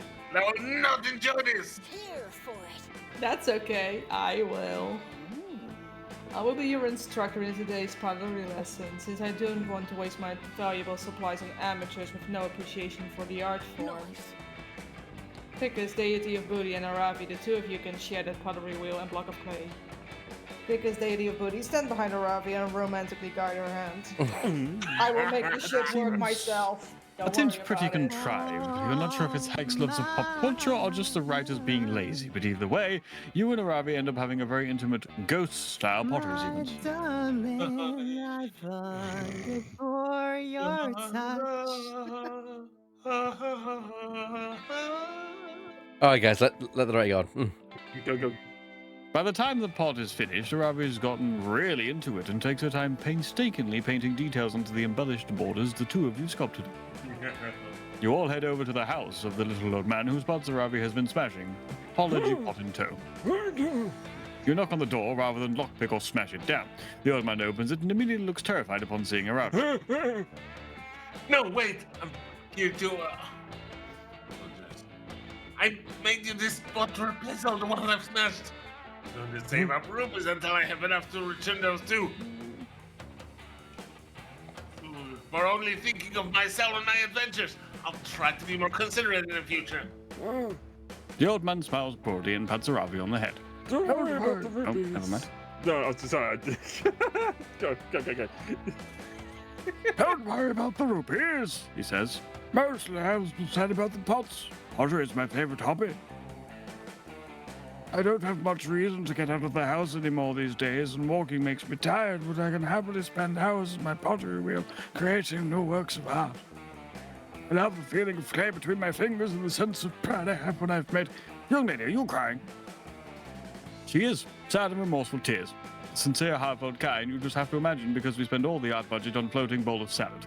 We're not accepting criticism at this time. That's fair. I feel the exact same way about pottery, and have ever since 2 hours ago. If I had known the feeling of creating a pot, I never would have destroyed yours. The process of creating beautiful yet functional clay art has more value than any of all the rupees in the world. I'm just glad you've learned that lesson. Now, why don't you kids come in for a nice day of pot making? I have some fresh glaces. I'll go grab the lemonade and cookies I finished making. Making pots with the old man is just as wholesome as it sounds. It gives you +2 fun and +1 bonus. Plus, you and Aravi get a new shared hobby. Nice. Now for the chosen one. To the Camp Dome. That day at the Camp Dome, the game is 7 minutes in Heaven Extreme. Oh no. You volunteer yourself as tribute for your camp. Put on some lip balm, ready for the hot kissing, but it seems you got the rules wrong. Ah, man. In 7 minutes in Heaven Extreme, they straight up murder you and you need to stay in literal heaven for 7 minutes. They stab you repeatedly. You're sure you're going to hell, but no, heaven is beautiful. All you've ever wanted. You want to stay, but they bring you back to life. You are cheered by your teammates, but you'll never be the same after being taken from heaven. You do look more heavenly, though, and that translates into +2 charm. You're resorting your collection of Pokemon cards, thinking wistfully of the Terry the Taxman you once traded for an Arctic colonist, Ernest Shackleton, when you're interrupted. There you are, the chosen one! I've been looking everywhere for you! Those words warm your heart more than any fire ever could, even more the wildfire for which Damien is presumably searching desperately once more. I'm searching desperately for the wildfire once more! And there it is. Since you were such a big help last time, I thought you might want to try again. I mean, you weren't such a big help as to actually bring the wildfire. But I did appreciate your support and enthusiasm, and mostly if I do find the wildfire, I'm going to need a witness to prove it. Fair enough. I realized our approach last time was all wrong. Yes, we pulled off something radical and metal, as only I could, and I'm with you watching, I guess. But is fire most known for being radical and metal? Yes, of course it is. But it's also known for being dangerous and reckless, obeying no laws and fearing nothing. The wildfire will not appear simply to those who are radical and metal, or it totally would have already come to me. I need you to do something truly, unmistakably dangerous and reckless to lure that sneaky wildfire out. Any thoughts? You're so tempted to tell Damien that the appearance of wildfire is based on weather and foliage, not worthiness, and Aravi was just fucking with him. But doing that would be against your own interests, since it would cut short this valuable bonding time. So you make up some reckless, dangerous, stupid bullshit, because apparently putting your crush in danger is worth it for you as long as you can do shenanigans with him. Fair. You should really do some introspection about this later, vis-a-vis your priorities and ethics, but for now, you pitch Damien the best idea you've got. Enroll in an expensive university and declare a useless major that has no job security. So reckless. Someone truly reckless would travel at 150 miles per hour in a Ferrari, being driven by a cat. Cats don't give a fuck. They don't. They really don't. Oh my goodness. Ooh. The thing is, what does each of these mean? See, I think the first one could potentially be smarts. Smarts or creativity, I'd say. Yeah. And the second probably and those are my boldness. lesser ones. Yeah, that's probably boldness or fun. Or fun, I'm better at those. So I think the second one's probably my safest bet. So Yes! Yeah. Yes! I'm into it! I'm into it! And I can always scare up a Ferrari at a moment's notice, because that's how badass I am. But where the fuck are we going to get a cat? Fun. Never mind. Calculester, you have been summoned. Sorry. Oh, hello, friend Damien. Hello, friend the Chosen One. This cat is a good cat. I found this cat in the woods, and I have been searching for the rightful owner. Well, you found him. That's me, the rightful owner of this cat. Is this true, friend Damien? You do not seem Totally. like the type to voluntarily take care of a small, helpless creature with love and care. It's going to take care of me. Well, according to some people, I've completely changed and I'm no longer a hardcore badass. So I need this cat to, lean into that and complete my transformation into a responsible, non-reckless person? I am so glad to hear that. I will return the cat to you I feel like we have much more in common now that I know you care for this cat, the way I care for my plants. Net 20, let's go. Yes, of course. And I'm not going to do anything reckless or dangerous with this cat. Smash Cut 2! Wait, did Damien just say smash cut? Yes. Oh shit, that was smash cut somehow. You're now speeding down the highway at 200 miles an hour in a Ferrari driven by a cat. Driven is in quotes because the cat has no thumbs and his little paws don't reach the gas pedals, so it's a cat in the driver's seat. Damien's foot fucking gunning the Ferrari. The Ferrari crashes spectacularly, of course. You escape unscathed because you're the protagonist of your own life. Damien does a dive roll out of the Ferrari, clutching the cat to his chest. Woohoo! I did it! I saved the cat! Proving that although I'm a badass with a stone-cold exterior, I have a heart of gold! Whoa, that was actually pretty sick. Fucking right it was.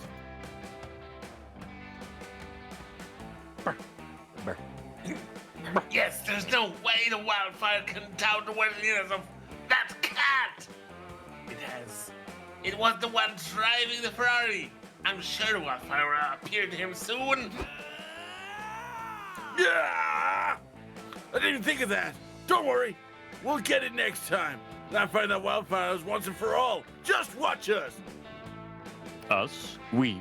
Seems like Damien started to think of it as a team. Sick. +2 fun and +1 charm is all yours, baby. Hell yeah! All right, so it would normally be Let's Trade Places, but that's all we have time for tonight, as I have to. We're already in overtime. Can we at least choose a fictional character? I want to know what this is. Okay, let's do this. Yeah. All right. Calculaster. Fair. I'm gonna go with. I'll say the Doctor. All right, but which one? I say the Doctor. Just in general. Okay. Yeah. I'm gonna go with Commander Will Riker. Ooh. We're gonna go for Ratchet from Ratchet and Clank. Oh, nice.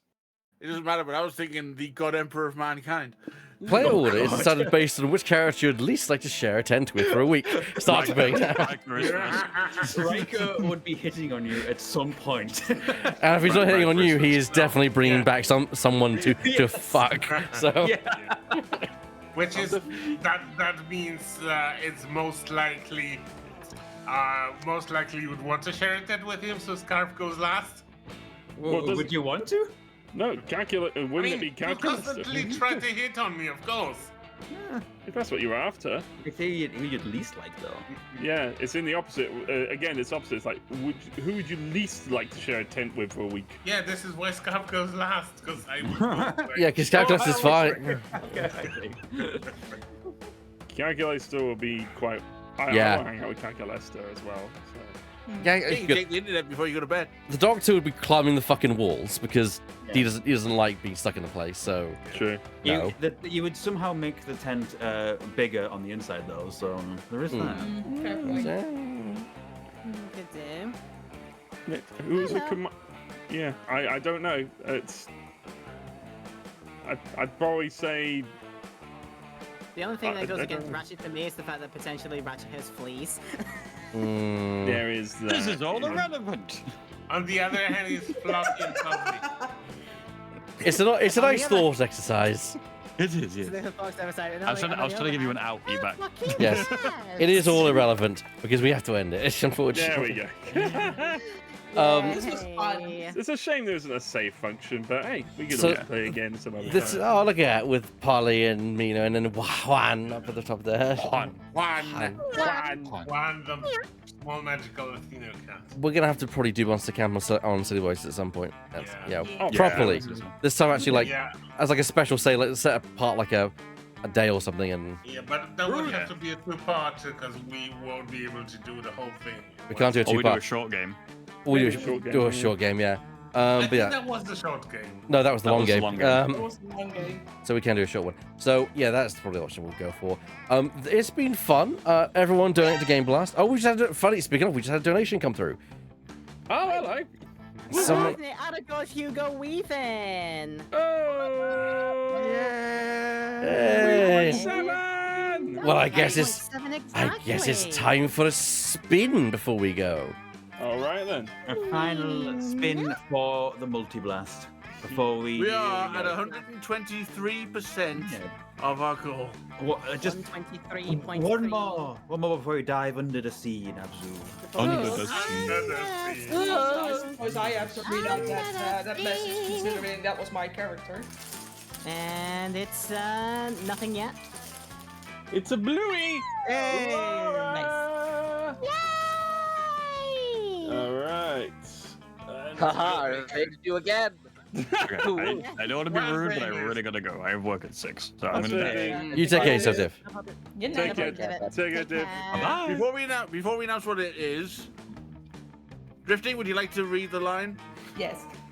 I'm confiscating one of your tombola balls, the one you're about to get. Oh. The donut set.